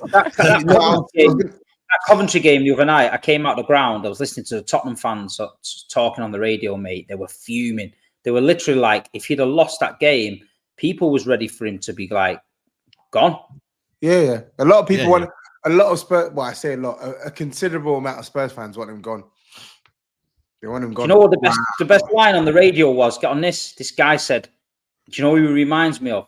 And the guy went, "Who?" He went, "Paul Bearer, who used to stand with the Undertaker." He said he just standing there at the side of the touchline, just looking miserable like a pallbearer. And I thought, you know what? It's fucking true, because he just looks like he's got no soul. He's definitely got a soul. He's what they do, mate. You know it is. I think he had. I'm not gonna lie. He had the mother of all stinkers against Coventry. Like, obviously, people will say, "Oh no, some of his substitutions they came on, they changed the game." No, bro. In terms of his managerial performance, that is the worst game I've seen. Yeah, I see you tweet that. I see you tweet that. You were tweeting like mad, you know. I can't lie. I kid you not, bro. I love it when I love it when he tweets. Yeah, you know, my chat's telling me, yo, tweets, you know, there's more tweets coming. It's like a little story. Yeah, bro. You know, most people do threads. He doesn't do threads. He don't do threads. He's a weirdo. I don't do threads. I just do paragraphs and then a paragraph. Yeah. Bro, it was just mad. It was just mad, bro. Like the decisions, the way we played, just God, the faith that he has in certain players. It was a disaster of a cocktail. Honestly, it was a disaster. Like horrible watch. And we're lucky to be in the 4th round. Is it the 4th round? We're lucky to be in the 4th round. We should have been out. But I'm happy we won. I'm hoping he learns his lesson. And to be honest, I don't really have much commentary on this Brentford game. Yeah, we've lost our last 2. Don't lose the 3rd. Don't make it 3 losses on the spin. You're better than Brentford. You're playing at home. There's not really much more I could say. Even if Mbeumo was fit, even if Ivan Toney was there and we were playing all 3 of them, get the result. Don't care for anything else. Just win. What's your injury situation? Can you update us?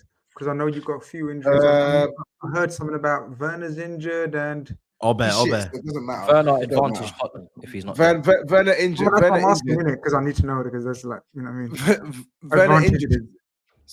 I don't like wishing injury on players, but not having Werner on the bench is a blessing for Tottenham, because I don't want to see him touch pitch for Spurs. He's awful. He's absolutely awful. But injury-wise, I think Richarlison's still injured. Basuma's still injured. He's going to confirm tomorrow. But outside of that, I think everyone else is fit. So, okay. Yeah. Just to defend Werner a little bit, yeah. Oh, Lord. Oh, shit. Yeah. No, just to defend him a little bit. Like, you know, last season when he went this little run of form and he was assisting. What? Gaslight. He had 3 assists. Which run? Let him finish his. Him and what's the guy on the side? The blood. Brandon Johnson. I can't lie. There was a couple of combinations where they were assisting each other, and there was a. Do you remember, Toby? I remember. It was like 4 games. Yeah, 4 games. I'm like, you know what I mean? Like, you never know. Oh, there is. So he's right then. Right. Yeah. So there's like, there's a little. They probably still failed the eye test.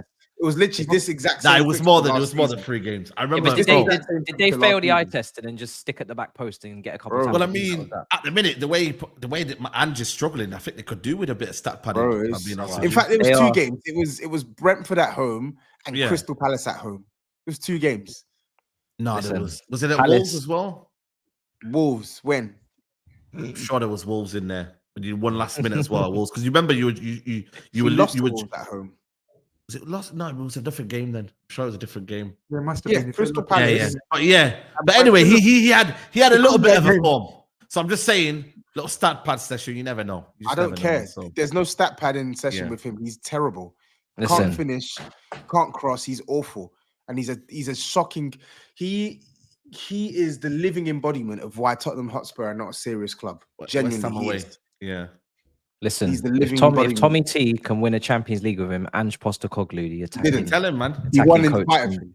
He didn't win. He didn't win it with him. He won in spite of him. That's why he knew not to put this guy in any serious situations, bro. Let's be serious. I feel you've got to get back into winning ways this weekend. I feel like it's getting. Listening to the fans on the radio calling, I thought, whoa, this is getting to the level here. This is like Brennan Johnson's, I think, saved his ass this week with that goal. But I feel like Brentford are going to go there and think, you know what, if we can keep it tight for 20 minutes, get this crowd anxious and nervous again, then they're going to do the job. And Brentford were a good side. They should have been 3-0 up at the Etihad after 10 minutes. And Weiss is a big miss, but I just feel Tottenham's got to start doing something now. They've got to. It's getting bad. It's getting bad. Agree. It felt as if, I don't know why, but it felt as if he was managing his way to the sack, and I didn't understand why. Like, if it genuinely felt like that against Coventry, it was like it felt like self-sabotage at one point. But you're right. Brennan Johnson oddly saved the day that game. And yeah, this weekend we just need to win, man. What if he loses his job? Who you must have thought about it? Who's out there now? Who you think? I don't know. I don't want him to lose his job. Go on, man. I'm very. I don't want him to lose his job, to be honest, because I think Hey, I don't want him to lose his job. I'm just saying, don't fuck with me. Yeah, don't play with me.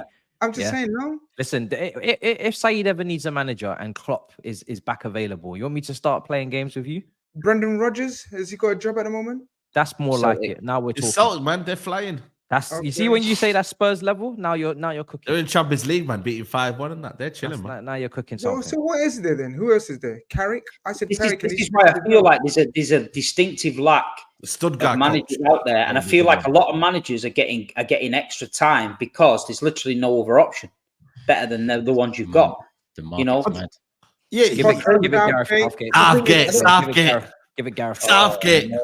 But my thing is, I don't think he's like. I know we've had a poor start to the season. I know the form towards the back end last season wasn't good, but I don't think we're in sack territory. I'm not saying that like his job is like completely untouchable, but I don't. For me personally, maybe for others, I can understand why. But for me personally, he's not in sack territory. Toby. So, If you say you lose this, and next week Old Trafford, Ten Hag delivers a dagger on him. Oh shit! Is that another mob watch along? Yeah, Man United Tottenham next Sunday. Imagine that, like that is a dagger. Imagine that's a dagger. Yeah, but again, as I said, he's not. I don't want him. That's my personal opinion. And I would love it. What did Keegan say? I would love it. I would love it. We will be there. I would love it. Yeah, if he doesn't, after everything he said to you, SAEED, after he's been telling you about yourself and your club, next weekend could be a madness. You know what I mean? Bye, Man United's still dead. Bye. Listen, Romero just needs good eye, mate. Good eye. It could be a good eye, mate. Could be a good eye, mate. It could be a good eye, mate. Well, Romero can't have another mistake leading to a goal this week. That's what I'm saying. You're going to let SAEED loose. It's 4 games. It's a long season. Let's see. But there's always someone that gets sacked first, man. And right now, it's Listen, bro, if he loses the next 2 games, then yeah, like my opinion means diddly squat. My opinion doesn't really mean much anyway. But if he loses the next 2 games, then yeah, Daniel Levy's going to be looking at him and he's going to be thinking, yo, what's going on here? That'll be what? Like, that'll be, if he loses the next two, that's 4 straight losses this season. Yeah. That's our worst start. I'm saying, brothers. That's our worst start. Are you not hearing me? I swear to you, I think you got such life with the Wissa injury. Because that does deplete. But it's still going to be compact, you know. Yeah, but what is that? What is that stat? You've only beaten Leicester and Everton and one other relegation fodder in like the last 12 or something like that. Some madness. I know you must know this stat, TOBS. You're just keeping it quiet. Bro, I don't care about all of that shit, bro. All right, don't worry, I'll find it. I care. You don't care about the reality, man. Tell him again, man. That's me, man. Bro, we expect more important is the losses, bro. It's what is it, like 7 losses in our last 11? I don't care about the win. Wow, I didn't even know it's that bad. You don't care who it's against, who you've won against. No, I said I don't care about the wins against the dead teams. That's what I said. So us beating Sheffield United or whatever, or smashing Everton 4-0. Yes, nice to watch today, but who's your next three? Brentford, United away. I can't remember who's off break. United. Let me check now. That's it before international break. There's only 2. I think it's Brighton away after United. Yeah, Brighton away. That's after international break, isn't it? No, after international break. Yeah, no, it's after. No. After. No, he's right. He's right. There's 3. And then they got West Ham at home. He's right. He's right. Crystal Palace away. Jeez. Your decision. End the stream. He's gone. End the stream. You've got a decision to make in that international break, my broski. If he's gone, it'll be because he's not won these games, and I can't. Irrespective of my opinion, like bro, like you have to save yourself in the end of the day. They're finished to uphold, and if he needs to uphold those standards, then he will uphold. One day Ramos still alive. Is one day Ramos still alive? He's shit. Alive. One day Ramos. Pochettino return could have been on the cards. The return, 20 years on. And just win. Honestly, there's not much to it than that. Win. Otherwise, yeah, you're right. Your job literally could be on the line. Like, do you have a contingency plan in your head if he goes? Like, as a no, I don't. I don't have a contingency plan. I don't because I've not really. I've not really thought about. I think it's Carrick, man. It's got to be Carrick. What if John Stones scores the winner against Tottenham? He's got to go then. Can you imagine? I personally think he will turn it around. That's time. John Stones. I think he will turn it around, man. It's rough right now, and he deserves criticism. But I feel like some people are going a bit overboard with the things that he has to do to rectify. So I think he'll turn it around, man. Thomas Frank's lovely name, Thomas Frank. No, thank definitely you. deserves a little upgrade. You know what? That's a shout, Matisse, because I like no, thank you. Look at Louis saying no, thank you again. Louis saying no, thank you again. I'll give you a good name. What do you mean? Be honest. What do you mean? What do you mean? What do you mean? No, I'm do you know what? I was humble with Thomas. He's saying no to Thomas Frank. No, Thomas knows how to play good football. Thomas Frank knows how to play good football. You know. Brother, I was doing my research back on him. No, he does. Seriously, I'm not even in the championship. In the championship, this is what I mean. This is what I mean. Yeah, but he's just being more pragmatic because Brentford don't have the resources and okay. But Matisse, I would rather a manager. But I would rather a manager who isn't pragmatic with the type of team that he has. How about Michael that? Carrick then? No, listen. In terms of money spent, he spends money very well. The way Postecoglou, I don't know if he's involved in that's not him spending the money. It's Brentford. Okay, well, if serious, bro. If you give Thomas money, he's not buying them. Very well, as if he's the one that's. Well, then he needs to get involved because fuck me. You know what I mean? He needs to get involved, bro. Now, Thomas Frank's going to come to Tottenham. He's going to say, I want Mbeumo, and they're going to bring him Lewis Keane Potter, bro. So you know what's going to happen. And I'm talking to me about, he's good at buying players. Allow it, bro. Allow it, man. No. On a real one, though. Solskjaer had good talent ID as well. So remember, he wanted Haaland, Bellingham. You know what I mean? Sometimes these managers, man, telling you they're underrated. Generally, I think the Stuttgart manager would be a good fit. Is it Sebastian Hoeneß or something like that? He's a good manager, man. I don't watch him. You don't watch him? Wow. Okay. And people in the comments saying you're talking like you're above Thomas Frank. I'm not. I didn't say he's a bad coach. I literally just said I don't like his style of play. I don't. I don't want that type of manager at Tottenham. He's working with Brentford, my broski. And every time, because there are other managers who are working with the teams similar level to Brentford and are playing better style. I don't care. Yeah, but he's getting results. He's keeping them in the league. How? Brentford in the Premier League is not. It shouldn't be looked at as joke, normal. man. It's Brentford not a joke. is very in the Premier League and Brentford and not in the midst of a relegation battle. People is a very need to deep impressive achievement. Wait, hold on. You know what? I can't get out my head the time when Tottenham appointed Conte and how happy Toby was. Do you remember the dancing that clip again? That clip. Antonio, remember all that? You got the clip somewhere. Turkish, you got that clip somewhere. Now. To look at him now, he's a shadow of his former self, man. No, I want Ange Postecoglou to stay.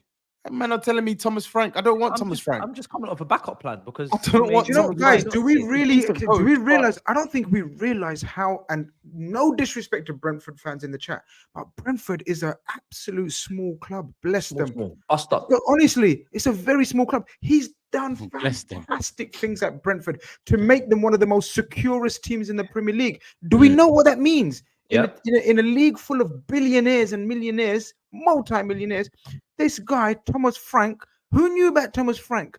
And yet we've got a Spurs brother. Who's our brother? Let's not get he's our brother. Grizz left. No, he's our brother, but he's turning up his nose at Thomas Frank. Because of why style. is it turning up nose? I don't get it. He was linked. He's turning up nose. You're saying no, Thomas Frank, and you done that. No, I'm saying I don't want him because I don't like his style of play. I think what's his style of play? What do you mean? I think his style of play is very adaptable. I've seen him play different styles, different formations, different ways for different clubs. I would love a teams. You know what? I would love a two. I said it last show. I'd love a two-man striker attack. Right? I don't love because I don't like Tottenham, but a two-man strike attack at Tottenham. Solanke and Son. Thomas Frank, you know what I mean? Like, what's wrong with that? What's wrong with a two-man attack in this? I don't think you're trolling as well. I don't think he's trolling. I don't think you're trolling. What the hell are you talking about? Where did I say? Where did I say I wouldn't like a two-man attack? Where did I say? That's what he's coaching, right? That's what he's coaching. So oh god, I can't believe I'm not even gonna do this because you're either on a wind-up or I'm not on a wind. It's 12:30. It's nearly 12. TOBS alone, man. If you think I'm not trolling, I'm being so serious on why I don't want Thomas Frank at Tottenham. Wow, you got another thing coming, bro. Wow. He does this every time I nominate someone good, whether it's a striker. He was linked, bro. You realize he was linked to the job before, right? They didn't pick him for a reason. They didn't go for him for a reason, bro. They saw the type of managers that we had before Ange Postecoglou came in. They've made a choice. They want a manager who wants to play progressive, front-footed football. So Thomas Frank, that's not the type of football he plays. When he's played in the top league, that's not the type of football he plays. Simple. You haven't signed front-footed attackers, so for me, this is the best. This is the best player. Okay, then. So who's to blame for us not signing front-footed? What are you gonna do? Sell them all? You know what I mean? Yes, sell them all. You just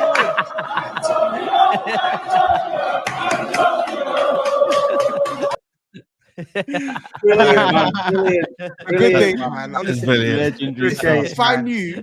If I knew what a nightmare Conte would actually turn out to be, bruv, I would even have the intimate. I would have swore at him in Italian that day. I'm not gonna lie, I haven't enjoyed Big Six. I need Toby's big smile again, man. Like Big Grim, man. He's honestly seems right. So why are you saying all these names and Thomas Frank and Carrick and all that? Then if you're saying because they're very good coaches and they're Tottenham. Like I think, okay, he's gonna get angry now, but he's pissed me off. I think Thomas Frank would be mad to take the Spurs job.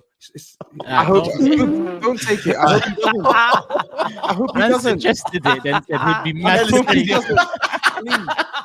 Thomas Frank, I hope he doesn't stay there. Nah, Grizz, you're nasty. Well, like, Grizz is a fucked up man. I said what I said. I said what I said. Oh man, I'm dying. To be honest, I don't really care. That's your opinion. If it's your opinion, it's your opinion. Cool. A couple super chats have come in for Tottenham or for TOBS. Frankie says, genuinely, would you like Ange to try something completely new tactically at this point, or do you still have faith in the system?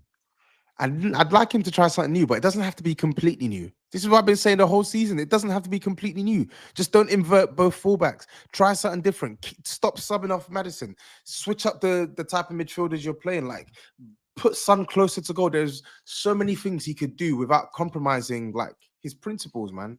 So it's up to him. If he doesn't tweak, youth players at Tottenham, because I see clips of these kids at Tottenham balling out, and everyone's saying, "Look at this kid at Tottenham and all that." But surely they're better than Timo Werner. There's got to be a young kid, a winger in the youth team that can come in be on the bench in a Carabao Cup game against 100%. Coventry and bring you something. He was on the bench. He was on the bench, and he didn't bring him on. He didn't play him. And this was my issue. This was a big issue of mine in the summer. On top of the fact that Werner is a complete waste of space, footballing wise, for Tottenham. You're taking up minutes that could have been given to a young G. Mikey Moore was rated, bro, and he's on the bench yesterday. He's on the bench yesterday, but he doesn't get minutes because Werner's on the pitch. It's dead, bro. It's dead. Guy's arse, man. Sorry, don't care. He's arse. He's terrible. Real Kevin says Brennan Johnson didn't celebrate after scoring a last-minute winner and looked petrified to come to away fans at full time. I hope TOBS feels happy after his constant abuse and slander of him. Disgraceful. Surely you're trolling. So first of all, let me just say this, right? I don't agree with fans going into players' Instagrams and commenting nasty abuse and sending them DMs and stuff about, oh, you go kill yourself, all of this rubbish. I think that's weird, bro. If you're doing that, you're a loser. Second of all, the fact that a man thinks that I'm happy at him being in low confidence is crazy. I don't want him at the club, full stop. He's not good enough for Tottenham, right? Me saying that is not the reason why Brennan Johnson is struggling to celebrate his goal. He's not good enough. How can I get on board with a player I don't believe in? He's not good enough to play for Tottenham Hotspur Football Club, and he's proven it. He's not good enough. End of discussion. Yeah, I agree. TOBS never come on in and abused him. No. That's the Tottenham ones done. Let's do this predictions now. Matisse, Tottenham, Brentford. I'll go 2-1 Tottenham. Steve. 1-1. 1-1. I'm gonna go 3-1 Tottenham. TOBS. Yeah, I'll go 3-1 as well. SAEED. Yeah, I'm gonna go for a tight 1-0 Tottenham. 1-0 and Grizz. Yeah, I was gonna say 1-1, but no whistle makes it 1-0 Tottenham. They play the way that we don't like. With the way he sets up, they play the way we don't like. Very narrow, very compact, deep block. Yeah. So why do you say 3-1 then? Because I think we're going to beat them. Pressure burst pipes. Say no more. Let's leave it at that. I'm going to say something, but you're not going to say. Predictions are done for all the games now. There's 4 super chats. Yo, Grizz, man. Fuck's sake. Yo, this guy, man, he's just like Jazzy Jeff, you know. He does it under the easy. This brother's lost it today, man. Come on, man. Come on, dog. I didn't lose it. I said I nearly lost it. We got a few on the debate earlier with me and Steve. Those are one of the clips that some people will throw out there and put heated debate in it and whatnot. Yeah, why not? We'll post that out there. Roberto says Arsenal bottle FC, that team photo with footballs instead of trophies. Absolute class. Oh, that was funny, you know. Hit that like button, everyone. Oh God! I could have took it to the next level and mentioned the dog, but last time I mentioned the dog, I had the RFA on me, and I ain't doing that. How things have changed, and the only difference was 2 footballs at the front. That's crazy. Yaz also says Man United are one of the biggest. Are one of the biggest? Or one of the biggest. And Tiny Turkish has sent me. I don't know what that first bit means, to be honest. Chris says Big Steve, more like big girl's blouse. Don't let him get away with this pure copium. It's okay to be scared Sunday. And the 115, Steve, it's okay. And we've got this final one from Raji, sorry. Question to all 6. Your club will win 1 PL and CL in the next 10 years, but no other trophies. Are you taking it? Nope. No. Nope. And that's cheeky from me because we ain't won neither. Well, Champions League forever and Premier League for 20 years. Yes, I'll take it. Of course. Yeah, of course you take it. Yeah. Of course I would.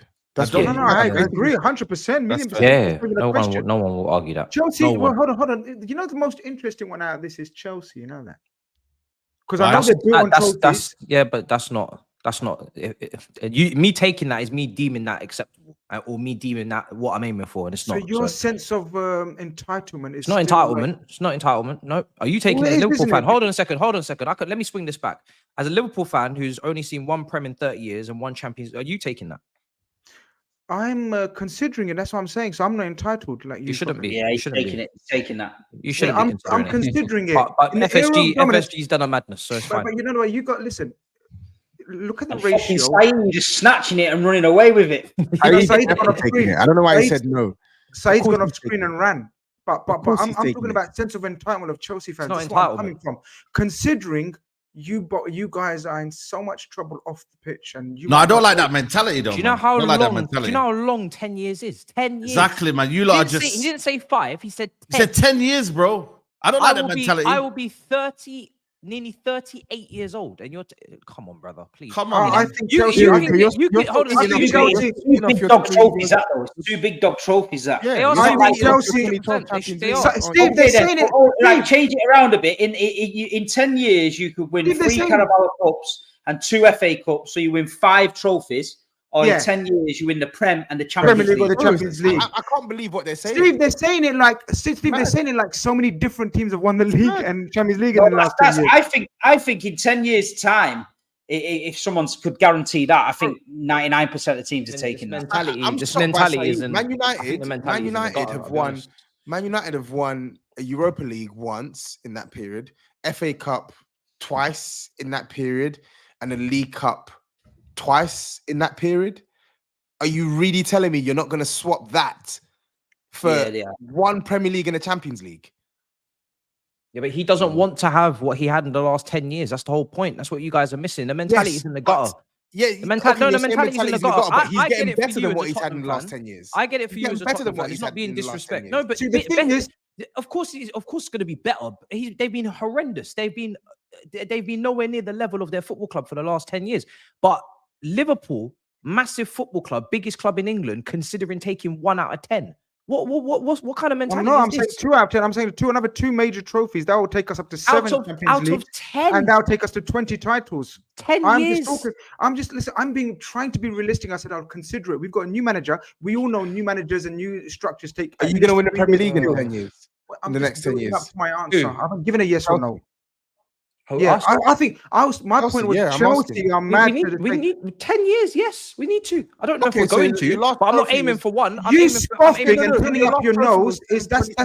I think that's delusional level. No. You guys are trying to do the humble thing, and it's not humble. I'm actually trying to have a normal conversation with you. Listen, you as a humble. I'm not trying to be a dickhead, but you as a Tottenham fan, I understand you taking 1 and 1 of 10, right? But for everybody on this panel, if you're saying you're going to take 1 Premier League from the next 10 years, your mentality is in the absolute gutter. 1 Champions League, one Champions League is we got it in 6 months of a manager change. You won 1 after how many years? You're seriously. How many years of existence have any of you lot taken to win a Champions League? And you lot now are scoffing at another You think it's because they've won it twice in the next 10 years? We're talking about Prem. I'm just saying the sense of entitlement, and even in the chat, people are saying, but the question is Prem and Champions League. Kids, people grown up not seeing the Champions League. Obviously, we know the banner, and you're scoffing and saying, nah. I guarantee you, I don't think you win a Premier League and Champions League in the 10 years. Then why turn it up? Listen, I guarantee Chelsea don't win a Champions League or a Premier League in the next 10 years. Okay, that's lovely. That's great. 1 Champions League is a bonus. Like, never mind saying no to it if you're offered it, because this man, Raji Kola, is offering you a Premier League and Champions League. You're saying no. Brother, you as a Champions League contender every single year, you know that you might not get it, right? So if you get 1 in 10, cool. But I'm not taking 1 Prem in 10 years. I'm not taking 1 Prem in 10 years. Take 2 zeros then, because you ain't winning a Champions League. Right. I mean, someone's offered you. Listen, I'm telling you right now, and I'm going to tell you this right now. You cannot predict who is going to win the Premier League in a 10-year span. You're not that guy. No one is that guy. You are not going to be able to predict that. You're not. I can. Not Chelsea. Not Chelsea. You can't sit there and. I can. I'm just doing it. Not Chelsea. That my team are not going to win a Premier League. Not Chelsea. It's not about your team not going to win. It's the chances of doing it. Not Chelsea. You can do that. I'm not interested in the chances. The landscape of football changes. You don't know what's going to happen in 10 years. We're not talking about 5 years. We're not talking about 5 years. We're talking about 10 years. Leicester won Premier League in the last 10 years. So please do not tell me it happened though, didn't it? Yeah. So do not tell me about one Premier League in 10 years. Because Leicester did that. So don't look how he just keeps ignoring the Champions League pick. We're offering you 2 of the biggest trophies around. Yeah. It's ridiculous. Guaranteed. Your brother said guaranteed to win Champions League. Because I'll be honest, I'll be honest. You've come second so often that you've just normalized it now. So you're winning. So your winning ambitions in the Premier League is muddied at this point. I'll be honest. No, it is. No, I'll be real. The way you guys have consistently, and I know we've just shown you. The way that you finish second so often, you've started to cherish it and almost applaud it so often that you're winning. Your hunger for winning is. We've won 10 trophies in the last 10 years. We've won 10 trophies. The amount of times 10 trophies we've won. The amount of times I've heard you say. The amount of times I've heard you say we aim for second is mad. Your Liverpool Football Club. But this is what FSG have done to you. I'll be honest. This is exactly what FSG have done to you. The amount of times I've heard you say, what Clear Lake have done to you, brother. Don't worry about that. I have to worry about you. You're my brother. You shouldn't worry. No, because my mental is still intact. It's not. You're scoffing up at Champions League and Premier League. You literally in the mud. Because my ambition is still intact. Your club is literally just about to fold almost financially. FSG have broken you so much to the point where you're happy to take 1 Prem in 10 years. My mental's not. I never said that. I said my mental's not going there. My mental's not going those places. Can anyone in the chat say where I've said I've accepted it? You just took it. You just accepted it. He's offered it. No, he offered it to you, and you've accepted it. I'm dealing with it. I'm considering it. That's what I'm considering it. You said nah straight away, like entitled little Chelsea. What happened? Can someone fill me in? What happened? Chelsea got so entitled. That's a great question, by the way. It's not entitled. It's a great question. And these lot are scoffing at Steve like they're laden with Champions Leagues and Premier Leagues. Because you're living in the moment. Me and Saeed are not living it. Me and Saeed are not thinking of the next 10 years and living in the moment right now, thinking our clubs are dead. We'll take what we can get. I never said Man United. I never said Man United. You just said Chelsea only. So you're not going to tell Chelsea. I know about Chelsea. No, you're not going to play that game. You're not going to sit here and tell me that I should accept that. But Man United fans, I think you need to evaluate where your club's at and where it's going. Not interested. Like Saeed said, not interested in reality. There's no Roman Abramovich, brother. That is the motto. No Roman Abramovich, brother. It's all about Todd Bowley's and that's what one title. And this man. If anybody wanted to know what one title in 30 years and constant second places will do to a man, that is what has happened. Right? We've won 10 trophies, my brother. Wow. That's what's happened. Jesus. But Carabao's not in the conversation. Carabao's and FA Cups are not in the conversation. It's major trophies, and you have frankly not picked up. And I'm coming from a man. Can I finish? Okay, can you finish? I'm coming from a man with experience. See, I'm coming with a man from experience who's lived the last 10 years, who knows, you're spot on, who knows what it's like to win a Champions League and a Premier League and how hard it is. We've been in 3 Champions League finals. We've won the Champions League more recently. Let me finish. I didn't interrupt you. We've been in 3 Champions League finals in the last 6-7 years. We've been in 3 title races, been 90 points plus. So we are not entitled like certain motherfucker teams out there. We know what it's like to win a Champions League and Premier League and how hard it is. You're broken. How hard it is. But you man are coming from a place like you're saying, nah. No problem. Roll in mud for the next 10 years. That's what you're going to be doing. Roll in mud. This is where you just turned down another Champions League and a Premier League. This is where you've gone wrong. Mud. This is where you've gone wrong. This is where you've gone wrong. Rolling mud. The question was not rolling mud. Hold on a second. This is where you've gone wrong. The question was not win 1 Prem and 1 champs and get nothing. Right? The question was win 1 Prem or take 1 and 1 champs or aspire for better. You have taken the deal. It is aspire for better. Why are you making up words? Raj didn't know how to put because I rejected it. So therefore now my team. Where did Raj say aspire? Raj, come back with another signature. Did you say aspire? No. You hold on. You accepted the offer and that is now. I haven't accepted it. Yeah, you have. And that is putting words in my mouth. Guys. Putting words in my mouth. You've accepted putting words in my mouth. You've accepted it. Let me summarize. I showed the offer respect. If you stop talking, I showed the offer respect. I respected the Champions League. I respect the Premier League. You typical Chelsea disrespected. No, I didn't. You disrespected the Champions League. You disrespected the Premier League. Roll in mud. Listen, let me tell you something. Hold on. One last point. You are traumatized. You're traumatized. And you are affected from your past. Did you say yes, brother? Are you coming back for some more as well? You just say yes.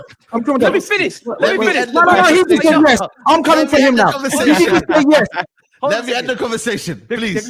For the benefit of Toby, he's wants to go bed. The question was there, and you have capped off your club at 1 and 1 in 10 because you've accepted it because you are traumatized. No, I haven't. I will reject it because I want better and I the will offer aim for more. because I know what it's like.